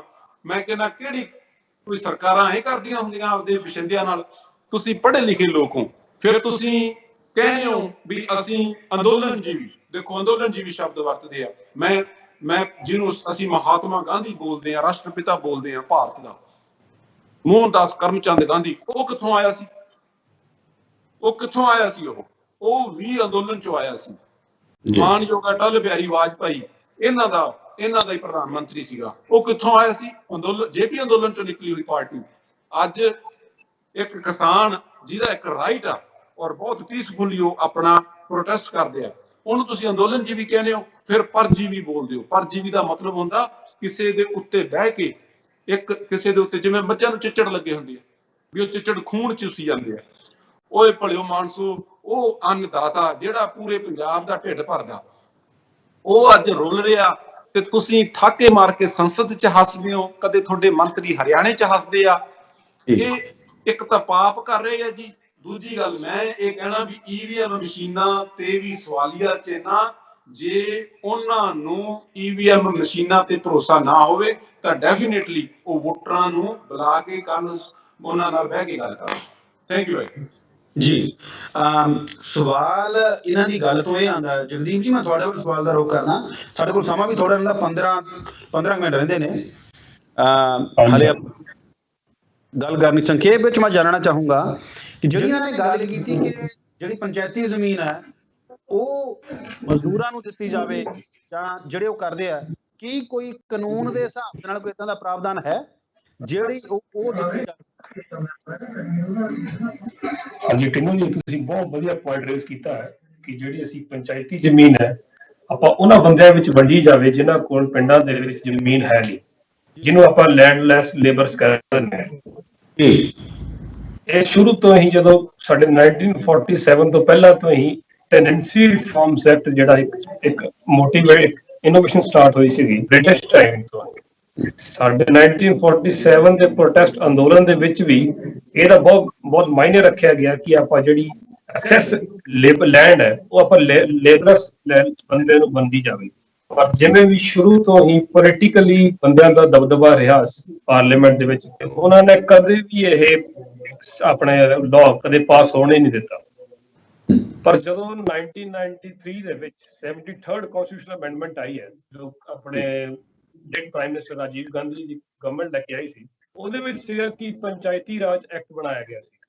ਉਹਦੇ ਵਿੱਚ ਅਕੋਰਡਿੰਗ ਇਹ ਸੀ ਕਿ ਜਿਹੜੀ ਪਿੰਡ ਦੀ ਪੰਚਾਇਤਾਂ, ਮਿਊਨਿਸਪਲ ਕਮੇਟੀਜ਼ ਹੈਗੀਆਂ, ਉਹਨਾਂ ਨੂੰ ਆਪਾਂ ਇਹ ਪਾਵਰ ਦਈਏ ਕਿ ਜਿਹੜੀ ਆਪਣੀ ਗ੍ਰਾਮ ਸਭਾ ਦੇ ਵਿੱਚ ਜੋ ਉਹਨਾਂ ਦੀ ਜੁਰਿਸਡਿਕਸ਼ਨ ਦੇ ਵਿੱਚ ਪੰਚਾਇਤੀ ਜ਼ਮੀਨ ਆਉਂਦੀ ਹੈ, ਟਿਊਬਵੈਲ ਲੱਗਦਾ ਹੈ, ਉਹ ਸ਼ਾਮਲਾਟ ਲੱਗਦੀ ਹੈ, ਉਹ ਆਪਣੇ ਅਕੋਰਡਿੰਗ ਆਪਣੇ ਪਿੰਡ ਦੇ ਬੰਦਿਆਂ ਵਿੱਚ ਵੰਡਣ ਸਕਣ ਜਾਂ ਫਿਰ ਆਪਣੀ ਪੰਚਾਇਤ ਵਾਸਤੇ ਯੂਜ਼ ਕਰ ਸਕਣ। ਪਰ ਇਸ ਤੋਂ ਬਾਅਦ ਹੀ ਜਿਵੇਂ ਅਸੀਂ ਦੇਖਿਆ ਕਿ ਮੌਕੇ ਦੀਆਂ ਸਰਕਾਰਾਂ, ਸਮੇਂ ਦੀ ਸਰਕਾਰਾਂ ਬਦਲਦੇ ਸਾਰ ਹੀ ਇਹ ਪੰਚਾਇਤੀ ਐਕਟ ਸਿਰਫ ਇੱਕ ਦਿਖਾਵਾ ਰਹਿ ਗਿਆ ਜੀ। ਅੱਜ ਤਾਂ ਮੈਂ ਐਗਜ਼ਾਮਪਲ ਦਿੰਦਾ, ਜੇ ਕੋਈ ਗਵਰਨਮੈਂਟ ਇਨੀਸ਼ੀਏਟਿਵ ਲੈਣਾ ਵੀ ਚਾਹੁੰਦੀ ਹੈ ਜਾਂ ਮੰਨ ਲਓ ਕੋਈ ਪੰਚਾਇਤ ਲੈਣਾ ਵੀ ਚਾਹੁੰਦੀ ਹੈ ਤਾਂ ਉਸ ਜਿਹੜਾ ਸਰਕਾਰ ਦਾ ਸਿਵਲ ਪ੍ਰਸ਼ਾਸਨ ਹੈ ਇਸ ਚੀਜ਼ ਦੀ ਇਜਾਜ਼ਤ ਨਹੀਂ ਦੇਣ ਦੇ ਰਿਹਾ। ਉਹਨਾਂ ਦੇ ਕਿ ਤੁਸੀਂ ਜਿਹੜੀ ਪੰਚਾਇਤ ਅੱਜ ਕੱਲ੍ਹ ਮੋਸਟਲੀ ਅਸੀਂ ਦੇਖਦੇ ਹਾਂ ਸਿਵਲ ਕੋਰਟ ਦੇ ਵਿੱਚ ਜਿਹੜੇ ਬਹੁਤੇ ਫੌਜਦਾਰੀ ਕੇਸ ਚੱਲਦੇ ਆ, ਪੰਚਾਇਤਾਂ ਦੇ ਸ਼ਾਮਲ ਜ਼ਮੀਨਾਂ ਨੂੰ ਲੈ ਕੇ ਜਾਂਦੇ ਜੀ। ਸ਼ਾਮਲ ਤੇ ਲੈ ਕੇ ਲੜਾਈ ਹੋ, ਕਿਸੇ ਨੇ ਕਬਜ਼ਾ ਕਰ ਲਿਆ, ਕਿਸੇ ਪੋਲੀਟੀਕਲ ਪਾਰਟੀ ਦੇ ਬੰਦੇ ਨੇ ਕਬਜ਼ਾ ਕਰ ਲਿਆ। ਪਰ ਸਾਡੇ ਦੁਆਬੇ ਦੇ ਵਿੱਚ ਇੱਕ ਚੀਜ਼ ਦੀ ਬਹੁਤ ਲੋੜ ਹੈ ਕਿ ਸਾਡੇ ਦੁਆਬੇ ਦੇ ਵਿੱਚ ਮੋਸਟਲੀ 40% ਜਿਹੜੇ ਹੈਗੇ ਆ ਉਹ ਲੈਂਡ ਲੇਬਰਰਸ ਕਲਾਸ ਹੈਗੀ। ਅਸੀਂ ਚਾਹੁੰਦੇ ਹਾਂ ਜੇ ਇਹ ਚੀਜ਼ ਇੱਕ ਇਨੀਸ਼ੀਏਟਿਵ ਰਿਫਾਰਮ ਕੋਈ ਗਵਰਨਮੈਂਟ ਲੈਣ ਵਾਲੀ ਆਵੇ, ਪਹਿਲੀ ਗੱਲ ਤਾਂ ਕੋਈ ਗਵਰਨਮੈਂਟ ਲੈਣਾ ਹੀ ਨਹੀਂ ਚਾਹੀਦੀ, ਕਿਉਂਕਿ ਅਗਰ ਤੁਸੀਂ ਐਕਸੈਸ ਜ਼ਮੀਨ ਜਿਹੜੀ ਉਹ ਲੈਂਡਲੈਸ ਲੇਬਰ ਨੂੰ ਵੰਡ ਦੋਗੇ ਤਾਂ ਕੱਲ ਨੂੰ ਕੋਈ ਇੰਡਸਟਰੀ ਐਸਟੈਬਲਿਸ਼ ਕਰਨ ਵਾਸਤੇ ਕਾਰਪੋਰੇਟ ਕੋਈ ਇੰਟਰਸਟ ਦਿਖਾਏਗਾ ਹੀ ਨਹੀਂ। ਜਿਵੇਂ ਅੱਜ ਚੱਲ ਹੀ ਰਿਹਾ ਪ੍ਰੈਜ਼ੈਂਟ, ਗਵਰਨਮੈਂਟ ਸਿਰਫ ਕਾਰਪੋਰੇਟਸ ਨੂੰ ਖੁਸ਼ ਕਰਨ ਵਾਸਤੇ ਲੱਗੀ ਹੋਈ ਹੈ। ਤਾਂ ਕੋਈ ਵੀ ਗਵਰਨਮੈਂਟ, ਈਵਨ ਮੋਦੀ ਗਵਰਨਮੈਂਟ ਵੀ ਇਹ ਇਨੀਸ਼ੀਏਟਿਵ ਕਦੇ ਲੈਣਾ ਪਸੰਦ ਹੀ ਨਹੀਂ ਕਰੇ। ਪਰ ਕਨਸਟੀਟਿਊਸ਼ਨ ਦੇ ਵਿੱਚ ਪ੍ਰੋਵੀਜ਼ਨ ਹੈ ਕਿ ਅਗਰ ਜਿਵੇਂ ਆਰਟੀਕਲ ਆਪਣੇ 37 ਹੈਗਾ directive principal of state force, ਉਹਦੇ ਵਿੱਚ ਸਾਡੇ ਗਾਂਧੀਅਨ ਪ੍ਰਿੰਸੀਪਲਸ ਕੀ ਕਹਿੰਦੇ ਆ, ਜਿਹੜੀ ਸਾਡੀ ਗਵਰਨਮੈਂਟ ਹੈ ਵੈਲਫੇਅਰ ਲਈ ਕੰਮ ਕਰਨਾ ਚਾਹੀਦਾ, ਜਿਵੇਂ ਕਿ ਆਪਣੇ ਬਸ਼ਿੰਦਿਆਂ ਨੂੰ, ਆਪਣੇ ਸਿਟੀਜ਼ਨ ਨੂੰ ਉਹਨਾਂ ਨੂੰ ਵੈਲਫੁਲ ਰਿਸਪੈਕਟਫੁਲ ਲਾਈਫ ਦੇਣ ਵਾਸਤੇ। ਪਰ ਜਿਵੇਂ ਕਿ ਉਹ ਇੱਕ ਡਾਇਰੈਕਟਿਵ ਪ੍ਰਿੰਸੀਪਲ ਸਿਰਫ ਡਾਇਰੈਕਟਿਵ ਹੀ ਬਣ ਕੇ ਰਹਿ ਗਏ ਆ, ਉਹਨੂੰ ਫੰਡਾਮੈਂਟਲੀ ਕੋਈ ਐਪਲੀਕੇਬਲ ਕਰਨਾ ਹੀ ਨਹੀਂ ਚਾਹੁੰਦਾ। ਜੀ। ਸੰਧੂ ਸਾਹਿਬ, ਮੈਂ ਸਵਾਲ ਤੁਹਾਡੇ ਕੋਲੋਂ ਪੁੱਛਣਾ ਚਾਹਨਾ ਹੈ ਕਿ ਪਿੱਛੇ ਜੇ ਇੱਕ ਜਿਹਨੂੰ ਇਹ ਮੀਡੀਆ ਬਹੁਤ ਹੀ ਗਲਤ ਢੰਗ ਨਾਲ ਦਿਖਾ ਰਿਹਾ ਹੈ, ਤੇ ਸਿਡਨੀ ਦੇ ਵਿੱਚ ਇੱਕ ਮਾਰਚ ਕੀਤਾ ਗਿਆ ਸੀ ਤੇ ਉਹ ਜਿਹੜਾ ਮਾਰਚ ਹੈ ਵੱਧ ਰਿਹਾ ਸੀ ਗਲੈਨਵੁੱਡ ਗੁਰਦੁਆਰਾ ਸਾਹਿਬ ਵੱਲ। ਉਹ ਘਟਨਾ ਦੇ ਵਿੱਚ ਬਹੁਤ ਕਿਹਾ ਜਾ ਰਿਹਾ ਹੈ ਕਿ ਉਹਦੇ ਵਿੱਚ ਭਾਰਤ ਦੀ ਜਿਹੜੀ ਬਦਨਾਮੀ ਕੀਤੀ ਜਾ ਰਹੀ ਹੈ, ਤੇ ਉਹ ਜਿਹੜਾ ਹੈ ਉਹ ਹੈ ਕੀ, ਮਸਲਾ ਕੀ ਹੈ? ਉਹ ਕਈ ਮੈਨੂੰ ਸਵਾਲ ਆਇਆ ਸੋਸ਼ਲ ਮੀਡੀਆ ਤੇ, ਉਹਨਾਂ ਨੇ ਕਹਿ ਰਹੇ ਕਿ ਸਿਡਨੀ ਤੋਂ ਨੇ ਤੇ ਇਹਨਾਂ ਤੋਂ ਪੁੱਛਿਆ ਜਾਵੇ। ਜੀ, ਇਹ ਇੱਕ ਸਰੋਤੇ ਦਾ ਸਵਾਲ ਹੈ। ਹਾਂ ਜੀ, ਕਿਨੂੰ ਭਾਜੀ, ਮੈਂ ਤੁਹਾਡੇ ਜਾਣਕਾਰੀ ਦੱਸ ਦਿਆਂ ਕਿ ਜਿਹੜਾ ਗੁਰੂ ਘਰ ਜਿਸ ਦੀ ਗੱਲ ਚੱਲ ਰਹੀ ਆ ਉਹ ਗਲੈਨਵੁੱਡ ਦੇ ਵਿੱਚ ਆ, ਤੇ ਮੈਂ ਵੀ ਉਸੇ ਮੁਹੱਲੇ 'ਚ ਰਹਿਣਾ ਕੁਦਰਤੀ। ਜਿਹੜਾ ਇਹ ਸ਼ੁਰੂਆਤ ਸੀਗੀ ਕਿ ਮਿਸਟਰ ਇੱਥੇ ਹੈਗੇ ਨੇ ਇੱਕ ਹਿੰਦੂ ਜੈਂਟਲਮੈਨ ਨੇ, ਉਹਨਾਂ ਨੇ ਰੈਲੀ ਦਾ ਪ੍ਰਬੰਧ ਕੀਤਾ ਸੀਗਾ, ਜਿਹੜੀ ਰੈਲੀ ਉਹਨੂੰ ਕਿਹਾ ਤਾਂ ਗਿਆ ਸੀ ਪੀਸਫੁਲ ਰੈਲੀ, ਕਿ ਅਸੀਂ ਰੈਲੀ ਫॉर ਪੀਸ ਕਰਾਂਗੇ। ਤਿਰੰਗਾ ਰੈਲੀ ਕਿਹਾ ਸੀਗਾ, ਔਰ ਤਿਰੰਗਾ ਰੈਲੀ ਵਾਸਤੇ ਉਹਨਾਂ ਨੇ ਪਰਮਿਸ਼ਨ ਮੰਗੀ ਸੀ ਕੌਂਸਲ ਤੋਂ ਵੀ ਔਰ ਪੁਲਿਸ ਤੋਂ ਵੀ। ਸੋ ਪੁਲਿਸ ਨੇ ਵੀ ਉਹਦੀ ਪਰਮਿਸ਼ਨ ਨਹੀਂ ਸੀ ਦਿੱਤੀ ਔਰ ਕੌਂਸਲ ਨੇ ਪਰਮਿਸ਼ਨ ਸ਼ਾਇਦ ਉਹਨਾਂ ਨੂੰ ਗੈਦਰ ਹੋਣ ਦੇ ਉੱਤੇ ਪੈਰਾਮੀਟਰ ਦੇ ਦਿੱਤੀ ਸੀ। ਤੋ ਉਹਨਾਂ ਨੇ ਜਿਹੜਾ ਰੂਟ ਦਿੱਤਾ ਸੀਗਾ, ਉਸ ਰੂਟ ਦੇ ਮੁਤਾਬਕ ਉਹਨਾਂ ਨੇ ਗੁਰਦੁਆਰਾ ਸਾਹਿਬ ਦੇ ਨੇੜੇ ਵੱਲ ਦੀ ਲੰਘਣਾ ਸੀ। ਬਟ ਜਦੋਂ ਪੁਲਿਸ ਨੂੰ ਇਸ ਗੱਲ ਦਾ ਪਤਾ ਲੱਗਾ ਕਿ ਉਹ ਗਲੈਨਵੁੱਡ ਵਾਲੇ ਪਾਸੇ ਆ ਰਹੇ ਨੇ, ਤਾਂ ਉਹਨਾਂ ਨੇ ਪ੍ਰੀਕਾਸ਼ਨ ਮੇਜਰ ਦੇ ਤੌਰ ਦੇ ਉੱਤੇ 2 ਕਾਰਾਂ ਜਿਹੜੀਆਂ ਪੁਲਿਸ ਦੀਆਂ ਉਹ ਗੁਰਦੁਆਰਾ ਸਾਹਿਬ ਦੇ ਨੇੜੇ ਚਲੀਆਂ ਗਈਆਂ। ਜਦੋਂ ਗੁਰਦੁਆਰਾ ਸਾਹਿਬ ਦੇ ਉੱਪਰ ਆਲਰੇਡੀ, ਕਿਉਂਕਿ ਐਤਵਾਰ ਨੂੰ ਉੱਥੇ ਕੰਗਰੀਗੇਸ਼ਨ ਹੁੰਦੀ ਹੈ, ਕੱਲ ਉੱਥੇ ਗਿਨੀਜ਼ ਵਰਲਡ ਬੁੱਕ ਵਾਸਤੇ ਰਿਕਾਰਡ ਵਾਸਤੇ ਜਿਹੜੇ ਸਾਡੇ ਸਰ ਮੋਹਨ ਸਿੰਘ ਜੀ ਨੇ, ਉਹ ਬੜੀ ਤੇਜ਼ੀ ਨਾਲ ਗੰਢੇ ਕੱਟਦੇ ਨੇ, 45 ਕਿਲੋ ਗੰਢੇ 1 ਘੰਟੇ 'ਚ ਕੱਟ ਕੇ ਗਿਨੀਜ਼ ਵਰਲਡ ਰਿਕਾਰਡ ਪੈਦਾ ਕੀਤੀ। ਉਹਨਾਂ ਦੇ ਰਿਕਾਰਡ ਦੀ ਰਿਕਾਰਡਿੰਗ ਸੀ, ਇਸ ਕਰਕੇ ਕੁਦਰਤੀ ਤੌਰ ਤੇ ਵੀ ਕੁਝ ਸੰਗਤ ਸੀ ਉੱਥੇ। ਪਰ ਜਦੋਂ ਯੋਗੇਸ਼ ਜੀ ਆ ਜਿਨ੍ਹਾਂ ਨੇ ਉਹਦਾ ਰੈਲੀ ਦਾ ਪ੍ਰਬੰਧ ਕੀਤਾ ਸੀਗਾ, ਤੋ ਉਹ ਯੋਗੇਸ਼ ਜੀ ਨੇ ਜਿਹੜੀ ਰੈਲੀ ਦਾ ਪ੍ਰਬੰਧ ਕੀਤਾ ਸੀ, ਜਿਸਨੂੰ ਕਿਹਾ ਜਾਂਦਾ ਸੀਗਾ ਕਿ ਪੀਸਫੁਲ ਰੈਲੀ ਆ, ਉਹਦੇ ਵਿੱਚ ਜਦੋਂ ਉਸ ਰੈਲੀ ਦੀਆਂ ਵੀਡੀਓਜ਼ ਆਉਣੀਆਂ ਸ਼ੁਰੂ ਹੋ ਗਈਆਂ ਤਾਂ ਪਿਛਲੇ 6 ਮਹੀਨਿਆਂ ਤੋਂ ਵਿਵਾਦ ਚੱਲ ਰਿਹਾ ਆ ਬੱਚਿਆਂ ਦਾ, ਜਿਹੜੇ ਟਿਕਟੌਕ ਤੇ ਨੇ ਸਟੂਡੈਂਟਸ ਨੇ, ਉਹ ਇੱਕ ਦੂਸਰੇ ਨਾਲ ਕੁਝ ਇੱਕ ਹਿੰਦੂ ਘਰਾਂ ਦੇ ਬੱਚੇ ਨੇ, ਕੁਝ ਸਾਡੇ ਸਿੱਖ ਘਰਾਂ ਦੇ ਬੱਚੇ ਨੇ, ਕੁਝ ਉਹਨਾਂ ਦਾ ਵਾਦ ਵਿਵਾਦ ਚੱਲ ਰਿਹਾ ਸੀਗਾ। ਉਸ ਵਾਦ ਵਿਵਾਦ ਦੇ ਚੱਲਦਿਆਂ ਪਹਿਲਾਂ ਇੱਕ ਹੈਰਿਸ ਪਾਰਕ ਦੇ ਵਿੱਚ ਮਾਰਚ ਵੀ ਹੋਇਆ ਸੀਗਾ, ਉਹ ਝਗੜੇ ਨੂੰ ਸੌਟ ਆਊਟ ਕੀਤਾ ਗਿਆ। ਔਰ ਉਹ ਜਿਹੜੇ ਹਿੰਦੂ ਭਾਈਚਾਰੇ ਨਾਲ ਸੰਬੰਧਿਤ ਉਹੀ ਬੱਚੇ ਨੇ, ਰਾਹੁਲ ਜੂਡ ਕਰਕੇ ਇੱਕ ਹੈਗਾ ਹਰਿਆਣੇ ਤੋਂ ਬੱਚਾ, ਉਹ ਫੇਸਬੁੱਕ ਤੇ ਸਭ ਤੋਂ ਵੱਧ ਜ਼ਹਿਰ ਫੈਲਾ ਰਿਹਾ ਹੈ। ਪਹਿਲਾਂ ਉਸਨੇ ਜਿਹੜਾ ਸੀਗਾ ਰਾਜ ਕੇ ਉਸ ਦੇ ਉੱਤੇ ਪੈਰ ਰੱਖ ਕੇ ਉਹਨੇ ਆਪਣੀ ਪ੍ਰੋਫਾਈਲ ਫੋਟੋ ਲਾਈ ਹੋਈ ਸੀ ਜੀ। ਉਸ ਬੰਦੇ ਨੇ ਇਸ ਕਾਰ ਰੈਲੀ ਦੇ ਵਿੱਚ ਲਾਈਵ ਹੋ ਕੇ ਜਦੋਂ ਕਾਰਾਂ ਦੀਆਂ ਰੈਲੀਆਂ ਦਿਖਾਈਆਂ ਤਾਂ ਉਹ ਜਿਹੜੀਆਂ ਕਾਰਾਂ ਦੇ ਵਿੱਚ ਗੀਤ ਪਿੱਛੇ ਚੱਲ ਰਿਹਾ ਸੀ ਜਿਹੜਾ ਕਿ ਲੋਕਾਂ ਨੂੰ ਸੁਣਾਈ ਦਿੱਤਾ, ਉਹ ਵੀਡੀਓ ਦੇ ਵਿੱਚ ਗੀਤ ਚੱਲ ਰਿਹਾ ਸੀਗਾ, हिंदुस्तान में रहना है तो वंदे मातरम कहना पड़ेगा, हिंदुस्तान में रहना है तो औकात में रहना पड़ेगा। सो इदां दे गीत जदों जिस रैली विच चलदे होण ਉਹਨੂੰ ਤੁਸੀਂ ਰੈਲੀ ਫॉर ਪੀਸ ਤਾਂ ਨਹੀਂ ਘੱਟੋ ਘੱਟ ਕਰ ਸਕਦੇ, ਤੇ ਉਹਦੇ ਵਿੱਚ ਪ੍ਰਭਾਵ ਆਇਆ ਕਿ ਉਸ ਯੂਥ ਵੱਲੋਂ ਕਿ ਇਹ ਅਸੀਂ ਗੁਰਦੁਆਰਾ ਸਾਹਿਬ ਵੱਲ ਮਾਰਚ ਕਰਨਾ ਹੈ।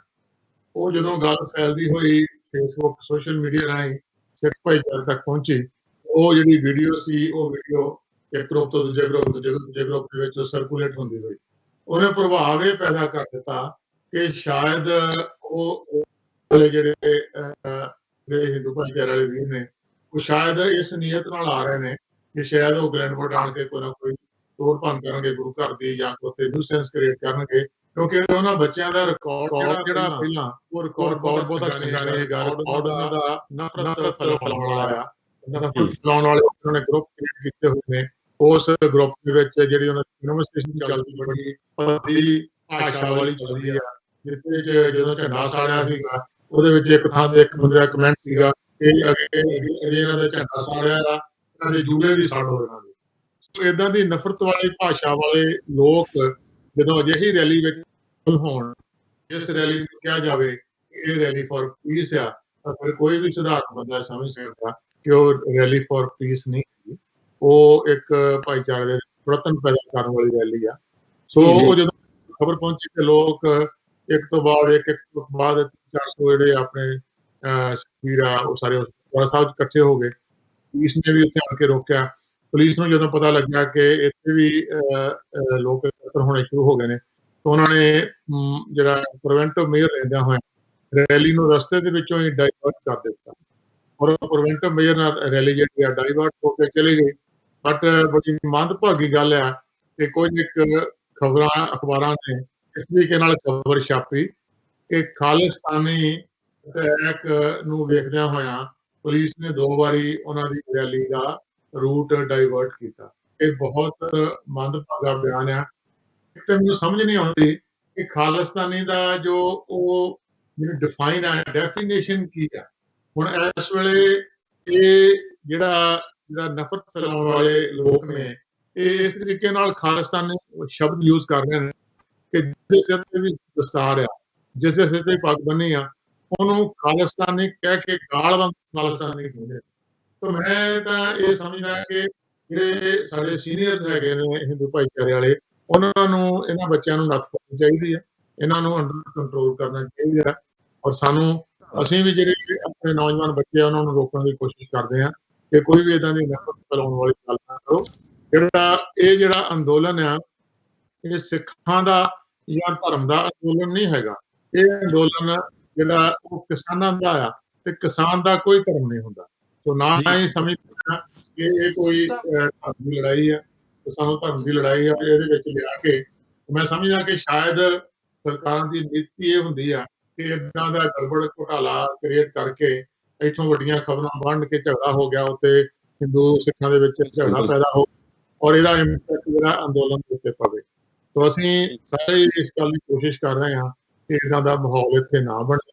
ਆਪਣੇ ਵੱਲੋਂ ਮੀਟਿੰਗ ਇਹ ਜਿਹੜਾ ਤੁਹਾਡਾ ਜੀ ਬਹੁਤ ਵਧੀਆ ਤੁਹਾਡਾ ਉਪਰਾਲਾ ਹੈ। ਇਹ ਜਿਹੜਾ ਸਵਾਲ ਸੰਧੂ ਸਾਹਿਬ ਨੇ ਰੱਖਿਆ ਹੈ ਕਿ ਜਿਹੜਾ ਇਹ ਖਾਲਿਸਤਾਨੀ ਹੈ, ਜੇ भारत में रहना है तो वंदे मातरम कहना है, इस दा ਜਿਹੜਾ ਮੈਂ ਸਵਾਲ ਇਹ ਲੈ ਕੇ ਜਾਣਾ ਹੈ ਰਾਜੀਵ ਸ਼ਰਮਾ ਜੀ ਕੋਲ। ਸ਼ਰਮਾ ਜੀ, ਇਹ ਜਿਹੜਾ ਜੋ ਮੈਂ ਹੁਣ ਤੱਕ ਦੇਖਿਆ ਹੈ ਕਿ ਇਸ ਦੇ ਵਿੱਚ ਬ੍ਰਾਹਮਣ ਵੀ ਨੇ, ਇਸ ਸੰਘਰਸ਼ ਦੇ ਵਿੱਚ ਕਿਸਾਨ ਵੀ ਨੇ, ਇਸ ਅੰਦੋਲਨ ਦੇ ਵਿੱਚ ਸ਼ਡਿਊਲਡ ਕਾਸਟ ਵੀ ਨੇ ਇਸ ਅੰਦੋਲਨ ਦੇ ਵਿੱਚ, ਆਦਿਵਾਸੀ ਵੀ ਨੇ, ਕ੍ਰਿਸਚੀਅਨ ਵੀ ਨੇ, ਮੁਸਲਿਮ ਵੀ ਖੇਤੀ ਕਰਦੇ ਨੇ, ਕਿ ਤੁਸੀਂ ਕੀ ਕਹਿਣਾ ਚਾਹੋਗੇ ਕਿ ਇਹ ਸਿਰਫ ਖਾਲਿਸਤਾਨੀ ਹੈ ਜਾਂ ਇਹਨੂੰ ਇੱਕ ਕੋਈ ਧਰਮ ਦੀ ਰੰਗਤ ਦਿੱਤੀ ਜਾ ਰਹੀ ਹੈ?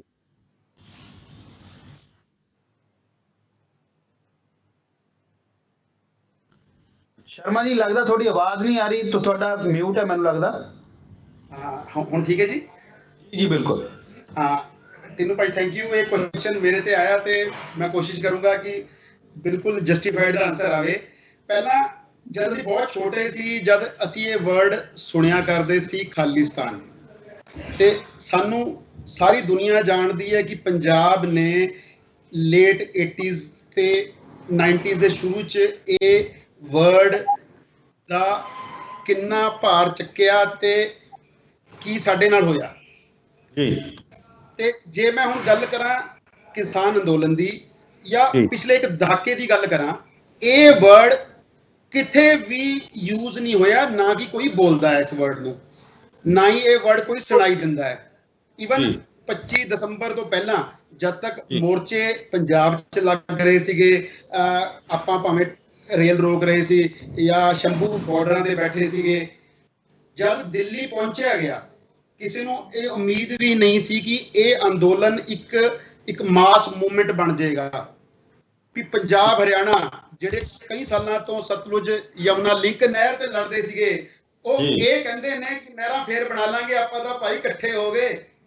ਬਿਲਕੁਲ ਠੀਕ ਹੈ ਜੀ। ਇਸ ਮੂਵਮੈਂਟ ਨੇ ਹੁਣ ਕਿ ਜੱਟ ਵਰਡ ਹੈ, ਜੱਟ ਵਰਡ ਇੱਕ ਕਾਮਨ ਬੰਦਾ ਜਿਹਨੂੰ ਜੱਟ ਵਰਡ ਨਹੀਂ ਪਤਾ, ਉਹ ਸੋਚਦਾ ਵੀ ਇਹ ਜਿਹੜਾ ਇੱਕ ਸਰਦਾਰ ਬੰਦਾ ਜੀ ਇਹ ਜੱਟ ਹੈ।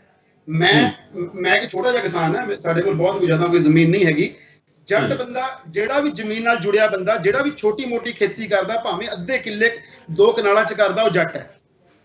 ਦੂਜੀ ਗੱਲ, ਪੰਜਾਬ ਨੇ ਪਹਿਲਾਂ ਵੀ ਇਹ ਜਿਹੜਾ ਇੱਕ ਮੈਸੇਜ ਹੈ ਪੂਰੇ ਇੰਡੀਆ ਨੂੰ, ਪੂਰੇ ਵਰਲਡ ਨੂੰ ਦਿੱਤਾ, ਭਾਵੇਂ ਇੱਥੇ ਤੁਸੀਂ ਮਲੇਰਕੋਟਲੇ ਚਲੇ ਜਾਓ, ਅੰਮ੍ਰਿਤਸਰ ਚਲੇ ਜਾਓ, ਕਿਤੇ ਚਲੇ ਜਾਓ। ਮੇਰਾ ਪਿੰਡ ਚੰਡੀਗੜ੍ਹ ਦੇ ਲਾਗੇ ਇੱਕ ਛੋਟਾ ਜਿਹਾ ਪਿੰਡ ਹੈ। ਸਾਡਾ ਪਰਿਵਾਰ, ਸਾਡਾ ਭਾਈਚਾਰਾ ਉਹ ਸਿੱਖ ਦੋਸਤਾਂ ਨਾਲ ਜਿੰਨਾ ਹੈਗਾ, ਉਹਨੇ ਆਪਣੇ ਮੁਸਲਿਮ ਦੋਸਤਾਂ ਨਾਲ ਵੀ ਹੈਗਾ। ਸਾਨੂੰ ਤਾਂ ਆਪਣੀ ਪੂਰੀ ਉਮਰ ਪਤਾ ਵੀ ਨਹੀਂ ਲੱਗਿਆ ਕਈ ਵਾਰ ਕਿ ਵੀ ਯਾਰ ਇਹਨਾਂ ਦਾ ਸਾਡਾ ਰਿਲੀਜਨ ਕੀ ਹੈਗਾ। ਇਹ ਇੱਕ ਮਨ ਘੜੰਤ ਗੱਲਾਂ ਜਿਹੜੀਆਂ ਉਹ ਮੀਡੀਆ ਦਾ ਇੱਕ ਪੱਖ, ਮਤਲਬ 95% ਆਫ ਮੀਡੀਆ ਮੈਂ ਗੱਲ ਕਰੂੰਗਾ, ਤੋੜ ਕੇ ਖਾਲਿਸਤਾਨੀ। ਮੈਂ ਆਪਣੇ ਭਰਾਵਾਂ ਨੂੰ ਕਈ ਵਾਰ ਪੁੱਛਦਾ, ਉਹ ਮੇਰੇ ਨਾਲ ਫੇਸਬੁੱਕ ਤੇ ਸੋਸ਼ਲ ਮੀਡੀਆ ਤੇ ਲੜਦੇ ਆ ਵੀ ਤੂੰ ਖਾਲਿਸਤਾਨੀਆਂ ਨਾਲ। ਮੈਂ ਕਿਹਾ ਖਾਲਿਸਤਾਨ ਵਰਡ ਤੈਨੂੰ 10 ਸਾਲ 'ਚ ਕੋਈ ਬੰਦਾ ਮਿਲਿਆ ਜਿਹੜਾ ਇੱਕ ਵਰਡ ਯੂਜ਼ ਕਰਦਾ ਹੈਗਾ? ਉਹ ਇਹ ਜਿਹੜੀ ਖਾਲਿਸਤਾਨ ਦੀ ਡੈਫੀਨੇਸ਼ਨ ਉਹ ਦੱਸਦੇ ਨੇ, ਉਹ ਹੁਣ ਵਰਲਡ 'ਚ ਗਿਣੇ ਚੁਣੇ ਕੁਝ ਦੇਸ਼ਾਂ 'ਚ ਬੰਦੇ ਬੈਠੇ ਆ। ਮੈਨੂੰ ਆਪਣੇ ਇੱਥੇ ਪੰਜਾਬ 'ਚ ਕੋਈ ਭਰਾ ਨਜ਼ਰ ਨਹੀਂ ਆਉਂਦਾ ਹੈਗਾ ਜਿਹੜਾ ਕੁਝ ਆਪਣੇ ਮਿਊਚੁਅਲ ਬੈਨੀਫਿਟਸ ਲਈ ਉਹ ਵਰਡ ਨੂੰ ਯੂਜ਼ ਕਰਕੇ ਕੋਈ ਲੋਕਾਂ ਨੂੰ ਚੰਦਾ ਚੁੰਦਾ ਇਕੱਠਾ ਕਰਦਾ ਹੈਗਾ। ਇਹ ਅੰਦੋਲਨ ਕਿਸਾਨਾਂ ਨੇ ਸ਼ੁਰੂ ਕੀਤਾ ਹੈਗਾ, ਤੇ ਲੇਕਿਨ ਇਹ ਅੰਦੋਲਨ ਇਕੱਲੇ ਕਿਸਾਨਾਂ ਦਾ ਅੰਦੋਲਨ ਵੀ ਨਹੀਂ ਹੈਗਾ। ਇਹ ਅੰਦੋਲਨ ਹੁਣ ਕਾਮਨ ਪੀਪਲ ਦਾ ਅੰਦੋਲਨ ਹੈ। ਜੇ 26 ਜਨਵਰੀ ਤੋਂ ਬਾਅਦ ਜਿਹੜੀ ਮੂਵਮੈਂਟਸ ਕਰਨਾਟਕਾ 'ਚ ਦੇਖਣ ਨੂੰ ਮਿਲੀਆਂ, ਮਹਾਰਾਸ਼ਟਰ 'ਚ ਦੇਖਣ ਨੂੰ ਮਿਲੀਆਂ, ਉਹ ਮੀਡੀਆ ਲੋਕਾਂ ਤੋਂ ਲੁਕਾਉਂਦਾ ਹੈ। ਜੇ ਉਹ ਚੀਜ਼ਾਂ ਲੋਕਾਂ ਨੂੰ ਸਾਹਮਣੇ ਆਣ, ਠੀਕ ਆ। ਇਹ ਅੰਦੋਲਨ ਕਿਸਾਨਾਂ ਨੇ ਸ਼ੁਰੂ ਕੀਤਾ। ਸਾਨੂੰ ਤੁਸੀਂ ਜੋ ਮਰਜ਼ੀ ਕਹਿ ਲਓ, ਵੀਰ ਜੀ ਨੇ ਬੜੀ ਵਧੀਆ ਗੱਲ ਕੀਤੀ ਸੀ ਅੰਦੋਲਨ ਜੀਵੀ। I am proud to be called ਅੰਦੋਲਨ ਜੀਵੀ। ਠੀਕ ਹੈ ਜੀ। ਇਹ ਤਾਂ ਪੰਜਾਬੀ ਸਾਡਾ ਤਾਂ ਮੂਲ ਮੰਤਰ ਇਹੀ ਹੈ ਕਿ ਦੇਸ਼ ਸੇਵਾ ਬਰਮੋਏ ਸ਼ੁਭ ਕਰਮਨ ਸੇ ਕਬੂ ਨਾ ਡਰੋ। ਹੁਣ ਆਪਾਂ ਜੁੜ ਗਏ ਆ ਅੰਦੋਲਨ ਨਾਲ, ਹੁਣ ਆਪਾਂ ਨੇ ਇਹਨੂੰ ਮਾਸ ਮੂਵਮੈਂਟ ਬਣਾਉਣਾ ਹੀ ਬਣਾਉਣਾ ਹੈਗਾ। ਤੇ ਸਰਕਾਰ ਨੂੰ ਦੇਖੋ, ਮੈਂ ਇੰਡੀਆ 'ਚ ਬੈਠਾ, ਮੈਂ ਕਹਿੰਦਾ ਵੀ ਇਹ ਡੈਫੀਨੇਸ਼ਨ ਵੀ ਭਾਰਤ, ਮੈਂ ਭਾਰਤ ਦੀ ਗੱਲ ਕਰਦਾਂਗਾ, ਤੁਸੀਂ ਆ ਵਰਡ ਛੇੜਿਆ ਸੀਗਾ, ਠੀਕ ਹੈ ਨਾ। ਮੈਂ ਭਾਰਤ ਹੂੰ, ਤੁਸੀਂ ਵੀ ਭਾਰਤ ਹੋ ਵੀਰ ਜੀ, ਭਾਰਤ, ਮੈਂ ਹੀ ਭਾਰਤ ਹੂੰ। ਇਹ ਡੈਫੀਨੇਸ਼ਨ ਮੈਨੂੰ ਨਹੀਂ ਚਾਹੀਦੀ ਜੀ। ਵੀ ਉਰੇ ਹੁਣ ਇੱਕ ਜਮਾਤ ਬਣ ਗਈ ਵੀ ਜਿਹੜੇ, ਦੇਖੋ ਮੈਂ ਗੱਲ ਕਰਦਾ ਕਿ ਜਿਹੜੀ ਇਹ ਵਿਚਾਰਧਾਰਾ ਹੈ, ਇਹ ਵਿਚਾਰਧਾਰਾ ਨਾ ਤਾਂ ਇਹ ਆਪਾਂ ਜੇ ਪੁਰਾਣੀ ਹਿਸਟਰੀ ਪੜ੍ਹਦੇ ਹਾਂ, ਹਿਸਟਰੀ ਨੂੰ ਬਦਲਣ ਦੀ ਕੋਸ਼ਿਸ਼ ਕਰਦੇ ਹਾਂ। ਕਿਉਂ ਕੋਸ਼ਿਸ਼ ਕਰ ਰਹੇ ਨੇ? ਕਿਉਂਕਿ ਹਿਸਟਰੀ ਦੇ ਵਿੱਚ ਇਹਨਾਂ ਦਾ ਕੋਈ ਬੰਦਾ ਹੈ ਹੀ ਨਹੀਂ ਇਸ ਵਿਚਾਰਧਾਰਾ ਦਾ ਜਿਹਦਾ 1% ਵੀ ਕੋਈ ਰੋਲ ਹੋਵੇ। ਮੈਂ ਤੁਹਾਨੂੰ 10 ਐਪੀਸੋਡ ਲੱਗ ਜਾਣਗੇ ਜੇ ਆਪਾਂ ਇਸ ਵਿੱਚ ਇਹਨਾਂ ਦੀ ਵਿਚਾਰਧਾਰਾ ਨੂੰ ਕ੍ਰਿਟਿਸਾਈਜ਼ ਕਰਨ ਦੇ ਜਾਵਾਂਗੇ। ਮੈਂ ਉਸ ਪਾਸੇ ਨਹੀਂ ਜਾਂਦਾ ਇਸ ਚੀਜ਼ ਨੂੰ ਹੈਗਾ, ਠੀਕ ਹੈ ਨਾ। ਮੈਂ ਜਿਹੜੀ ਗੱਲ ਕਰਨਾ ਚਾਹੁੰਦਾ ਉਹ ਇਹ ਹੈ ਕਿ ਪਿਛਲੇ 7-8 ਸਾਲ ਤੋਂ ਇਹਨਾਂ ਕੋਲ ਪਾਵਰ ਆਈ, ਪਾਵਰ ਬਹੁਤ ਜ਼ਿਆਦਾ ਆ ਗਈ। ਉਹ ਕੋਸ਼ਿਸ਼ ਕਰਦੇ ਨੇ ਕਿ ਦਿਖਾਉਣ ਨੂੰ ਕਿ ਯਾਰ ਇੱਕ ਮੀਡੀਆ ਨੂੰ ਫੜ ਕੇ ਵੀ ਐਂ ਕਰ ਦੋ, ਐਂ ਕਰ ਦੋ। ਉਹਦੇ ਨਾਲ ਲੋਕਾਂ ਦਾ ਭਾਈਚਾਰਾ ਚੇਂਜ ਨਹੀਂ ਹੋ ਸਕਦਾ। ਪੰਜਾਬ ਜਿੱਥੇ ਸੀਗਾ, ਪੰਜਾਬ ਦੀ ਐਗਜ਼ਾਮਪਲ ਹੁਣ ਹਰਿਆਣਾ ਵਾਲਿਆਂ ਨੇ ਫੜ ਲਈ ਹੈਗੀ ਹੈ, ਆਪਾਂ ਯੂਪੀ ਵੱਲ ਚੱਲ ਪਏ, ਰਾਜਸਥਾਨ ਤੱਕ ਇਹ ਮੂਵਮੈਂਟ ਆ ਚੁੱਕੀ ਹੈਗੀ ਹੈ। ਇਹ ਹੌਲੀ ਹੌਲੀ ਮੂਵਮੈਂਟ ਸਾਰੇ ਦੇਸ਼ 'ਚ ਫੈਲੇਗੀ। ਹਾਂ, ਡੈਮੋਕ੍ਰੇਸੀ ਦੀ ਸਭ ਤੋਂ ਵੱਡੀ ਪ੍ਰੋਬਲਮ ਹੁੰਦੀ ਹੈ ਐਬਸੈਂਸ ਆਫ ਆਪੋਜੀਸ਼ਨ। ਆਪਣੇ ਉਰੇ ਆਪੋਜੀਸ਼ਨ ਨਹੀਂ ਹੈਗੀ, ਤੇ ਪਹਿਲੀ ਵਾਰ ਸਰਕਾਰ ਨੂੰ ਇਹ ਕਿਸਾਨ ਭਰਾਵਾਂ ਨੇ ਦਿਖਾਇਆ ਕਿ ਜੇ ਤੁਸੀਂ ਗਲਤ ਕਰੋਗੇ ਤੁਹਾਡੇ ਲਈ ਆਪੋਜੀਸ਼ਨ ਹੈਗੀ ਹੈ ਜੀ, ਤੁਹਾਡੇ ਲਈ ਆਪੋਜੀਸ਼ਨ ਹੈਗੀ ਹੈ। ਅਸੀਂ ਇਹ ਮੂਵਮੈਂਟ ਨੂੰ ਇਸ ਮੁਕਾਮ ਤੱਕ ਲੈ ਕੇ ਜਾਵਾਂਗੇ ਕਿ ਸਰਕਾਰ ਨੂੰ ਪਿੱਛੇ ਹਟਣਾ ਹੀ ਪਊਗਾ, ਭਾਵੇਂ ਹੁਣ 5 ਸਾਲ ਲੱਗਣ, ਭਾਵੇਂ 10 ਸਾਲ ਲੱਗਣ। ਜੀ, ਬਹੁਤ ਹੀ ਵਧੀਆ ਢੰਗ ਨਾਲ ਦੱਸਿਆ ਸ਼ਰਮਾ ਜੀ ਨੇ ਕਿ ਇਹ ਜਿਹੜਾ ਅੰਦੋਲਨ ਹੈ, ਵਧੀਆ ਗੱਲ ਲੱਗੀ ਕਿ ਮੈਂ ਭਾਰਤ ਹੂੰ ਇਸ ਗੱਲ ਦੇ ਵਿੱਚ ਤੇ ਮੈਂ ਹੀ ਭਾਰਤ ਹੂੰ ਇਸ ਦੇ ਵਿੱਚ ਜ਼ਮੀਨ ਅਸਮਾਨ ਦਾ ਫਰਕ ਹੈ। ਜੇ ਗੱਲ ਕਰੀਏ ਬਰਾਬਰਤਾ ਦੀ, ਤੇ ਬਰਾਬਰਤਾ ਦੀ ਗੱਲ ਸਾਹਿਬ ਇਕਬਾਲ ਸਾਹਿਬ ਸ਼੍ਰੀ ਗੁਰੂ ਗ੍ਰੰਥ ਸਾਹਿਬ ਜੀ ਦੇ ਵਿੱਚ ਵੀ ਲਿਖਿਆ, ਮਾਨਸ ਕੀ ਜਾਤ ਸਭ ਹੈ ਏਕੇ ਪਹਿਚਾਨ ਕੋ।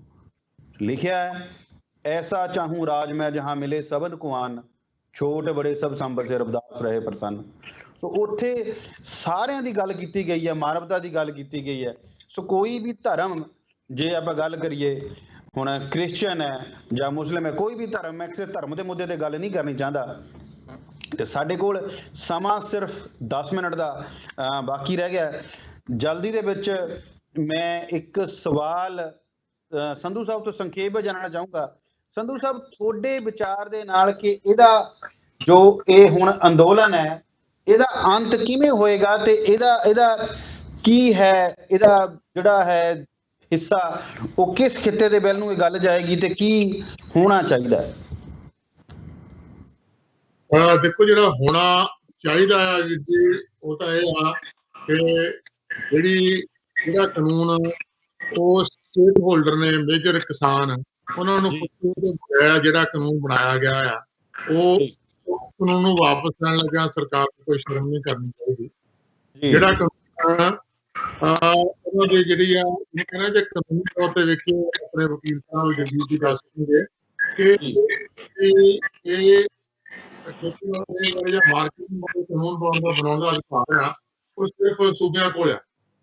ਪਰ ਉਸ ਅਧਿਕਾਰ ਦੀ ਦੋ ਵਰਤੋਂ ਕਰਕੇ ਕੇਂਦਰ ਨੇ ਇਸ ਦੇ ਬਾਰੇ ਜਿਹੜਾ ਕਾਨੂੰਨ ਬਣਾਇਆ ਆ, ਜੇ ਸੁਪਰੀਮ ਕੋਰਟ ਨਿਰਪੱਖ ਹੋਵੇ ਤਾਂ ਉਹਨਾਂ ਨੂੰ ਇਹ ਕਾਨੂੰਨ ਤੇ ਰੱਦ ਕਰਨਾ ਬਣਦਾ। ਪਰ ਹੁਣ ਅਨਫੋਰਚੂਨੇਟਲੀ ਹਾਲਾਤ ਇਹ ਬਣ ਗਏ ਨੇ ਕਿ ਸਾਡੀਆਂ ਜਿਹੜੀਆਂ ਨਿਰਪੱਖ ਨਹੀਂ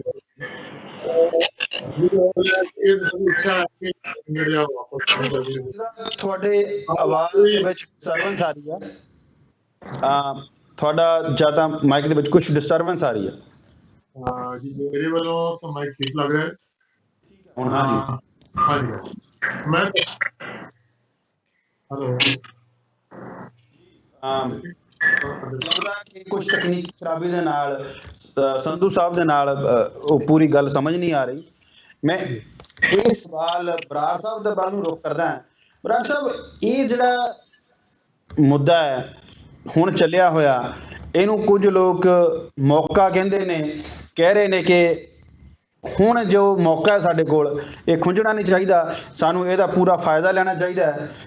ਤੇ ਦੂਜੇ ਪਾਸੇ ਕੁਝ ਬੁੱਧੀਜੀਵੀ ਇਹ ਵੀ ਕਹਿ ਰਹੇ ਨੇ ਕਿ ਜਿਹੜੇ ਉੱਥੇ ਕਿਸਾਨ ਠੰਡ ਦੇ ਵਿੱਚ ਬੈਠੇ ਨੇ, ਆਪਣੇ ਬਜ਼ੁਰਗ ਬੈਠੇ ਨੇ, ਬੱਚੇ ਬੈਠੇ ਨੇ, ਮਾਵਾਂ ਬੈਠੀਆਂ ਨੇ, ਭੈਣਾਂ ਬੈਠੀਆਂ ਨੇ, ਉਹ ਕਿਸ ਤਰ੍ਹਾਂ ਆਪਣੇ ਘਰਾਂ ਦੇ ਵਿੱਚ ਵਾਪਸ ਪਹੁੰਚਣ ਸ਼ਾਂਤੀ ਦੇ ਨਾਲ, ਇੱਜ਼ਤ ਦੇ ਨਾਲ।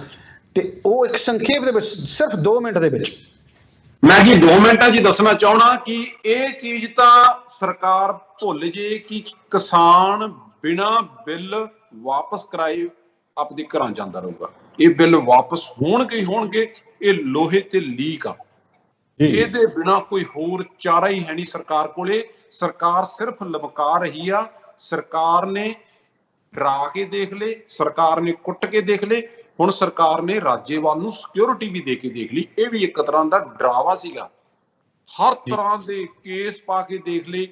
ਮੈਂ ਇਹ 200% ਦਾਅਵੇ ਨਾਲ ਕਹਿਣਾ ਕਿ ਇਹ ਸਰਕਾਰ ਬਿਲਕੁਲ ਅੰਦੋਲਨ ਕਰ ਰਹੇ ਕਿਸਾਨੋਂ, ਮਜ਼ਦੂਰੋਂ, ਇੰਨੀ ਕੁ ਵੀ ਆਪਦੇ ਅੰਦਰ ਨੈਗੇਟਿਵਿਟੀ ਨਾ ਲੈ ਕੇ ਆਇਆ ਜੋ ਅਸੀਂ ਗੁਰੂ ਗੋਬਿੰਦ ਸਿੰਘ ਦੀ ਅੰਸ਼ਾਂ ਅਸੀਂ ਉਸ ਪਿਤਾ ਦੇ ਬੱਚੇ ਆ ਜਿਹੜੇ ਸਰਬੰਸ ਵਾਰ ਸਕਦੇ ਆ ਪਰ ਪਿੱਛੇ ਨਹੀਂ ਮੁੜ ਸਕਦੇ। ਜੇ ਸਾਡੇ ਕੋਲੇ ਸਾਡੀ ਪਹਿਚਾਨ ਨਾ ਰਹੀ, ਸਾਡੀ ਜ਼ਮੀਨ ਨਾ ਰਹੀ, ਸਾਡਾ ਸਰੂਪ ਨਹੀਂ ਰਹਿਣਾ, ਸਾਡੀ ਪਛਾਣ ਨਹੀਂ ਰਹਿਣੀ, ਸਾਡੀ ਰੋਟੀ, ਇਹ ਰੋਟੀ ਨੂੰ ਤਿਜੋਰੀ ਦੇ ਵਿੱਚ ਬੰਦ ਨਹੀਂ ਹੋਣ ਦਿੱਤਾ ਜਾਊਗਾ। ਮੈਂ ਬਿਲਕੁਲ ਇਹ ਚੀਜ਼ ਦਾ ਮੈਂ ਕਮਲਪ੍ਰੀਤ ਸਿੰਘ ਬਰਾੜ, ਮੈਂ ਉਹਨਾਂ ਲੋਕਾਂ ਚੋਂ ਆ ਕਿ ਮੈਂ ਜੋ ਅਖੀਰ ਤੱਕ ਲੜਨ ਵਾਲੇ ਲੋਕ ਹੋਣਗੇ ਮੈਂ ਉਹਨਾਂ ਚ ਹੋਊਂਗਾ। ਔਰ ਮੈਂ ਇਹ ਗੱਲ ਆਪਣੇ ਟੀਵੀ ਤੇ ਕਹਿਣਾ ਕਿ ਮਹਾਰਾਜ ਸੁੱਖ ਰੱਖੇ, ਅਸੀਂ ਬਿੱਲ ਵਾਪਸ ਕਰਵਾਈਏ, ਅਸੀਂ ਇਹ ਜੰਗ ਜਿੱਤੀਏ, ਮੈਂ ਪਿੰਡ ਜਾ ਕੇ ਖੇਤੀ ਕਰੂੰਗਾ। ਜੀ ਬਹੁਤ ਵੱਡੀ ਗੱਲ ਕਿ ਆਸਟ੍ਰੇਲੀਆ ਛੱਡ ਕੇ ਕਹਿੰਦੇ ਕਿ ਅਸੀਂ ਪਿੰਡ ਜਾ ਕੇ ਖੇਤੀ ਕਰਾਂਗੇ ਜਦੋਂ ਇਹ ਕਾਨੂੰਨ ਵਾਪਸ ਆਉਂਦੇ ਨੇ। ਇਹ ਤਾਂ ਸਮਾਂ ਹੀ ਦੱਸੇਗਾ ਕਿ ਬਰਾੜ ਸਾਹਿਬ ਕਿੰਨਾ ਕੁ ਉਹਦੇ ਤੇ ਕਰਦੇ ਨੇ। ਸਾਡੇ ਕੋਲ ਸਮੇਂ ਦੀ ਵੀ ਘਾਟ ਹੈ ਤੇ ਜੇ ਮੈਂ ਹੁਣ ਬਾਕੀ ਦੀ ਜਿਹੜੇ ਵਿਚਾਰ ਆ ਆਪਾਂ ਅਗਲੇ ਹਫਤੇ ਜ਼ਰੂਰ ਕਰਾਂਗੇ। ਇਸੇ ਟਾਈਮ ਟੀਵੀ ਏਸ਼ੀਆ ਦੇ ਉਦੋਂ ਤੱਕ ਜੁੜੇ ਰਹੋ ਟੀਵੀ ਏਸ਼ੀਆ ਦੇ ਨਾਲ। ਜਾਂਦੇ ਜਾਂਦੇ ਮੈਨੂੰ ਕੁਝ ਲਾਈਨਾਂ ਯਾਦ ਆ ਗਈਆਂ। ਕਿਸੇ ਸ਼ਾਇਰ ਨੇ ਲਿਖਿਆ, ਕਹਿੰਦੇ ਕੁਝ ਲਾਪਰਵਾਹ ਸਰਕਾਰਾਂ ਨੇ, ਕੁਝ ਧਰਮ ਦੇ ਠੇਕੇਦਾਰਾਂ ਨੇ, ਕੁਝ ਵਿਕੇ ਹੋਏ ਅਖਬਾਰਾਂ ਨੇ, ਕੁਝ ਸੱਚ ਨੂੰ ਪੈਂਦੀਆਂ ਮਾਰਾਂ ਨੇ, ਮੇਰਾ ਸਾਰਾ ਮੁਲਕ ਉਜਾੜਤਾ। ਸੋ ਇਹ ਜਿਹੜੀ ਗੱਲ ਆ ਅੱਜ ਪੂਰੀ ਤਰ੍ਹਾਂ ਢੁੱਕ ਰਹੀ ਹੈ ਦੇਸ਼ ਤੇ। ਇਹਨਾਂ ਕਹਿੰਦੇ ਹੋਏ ਧੰਨਵਾਦ ਸਾਰੇ ਮੇਰੇ ਨਾਲ ਜੁੜੇ ਹੋਏ ਮੇਰੇ ਮਹਿਮਾਨਾਂ ਦਾ, ਬਹੁਤ ਬਹੁਤ ਸ਼ੁਕਰੀਆ। ਤੇ ਦਰਸ਼ਕਾਂ ਦਾ ਟੀਵੀ ਏਸ਼ੀਆ ਤੇ ਨਾਲ ਜੁੜੇ ਰਹੋ। ਅਸੀਂ ਤੁਹਾਡੇ ਲਈ ਜੋ ਵੀ ਗੱਲਬਾਤ ਹੈ, ਜੋ ਸੱਚਾਈ ਹੈ, ਉਹ ਟੀਵੀ ਏਸ਼ੀਆ ਦੇ ਥਰੂ ਲਿਆਂਦੇ ਰਵਾਂਗੇ। ਧੰਨਵਾਦ। ਰੱਬ ਰਾਖਾ। ਸ਼ਬਾ ਖੈਰ।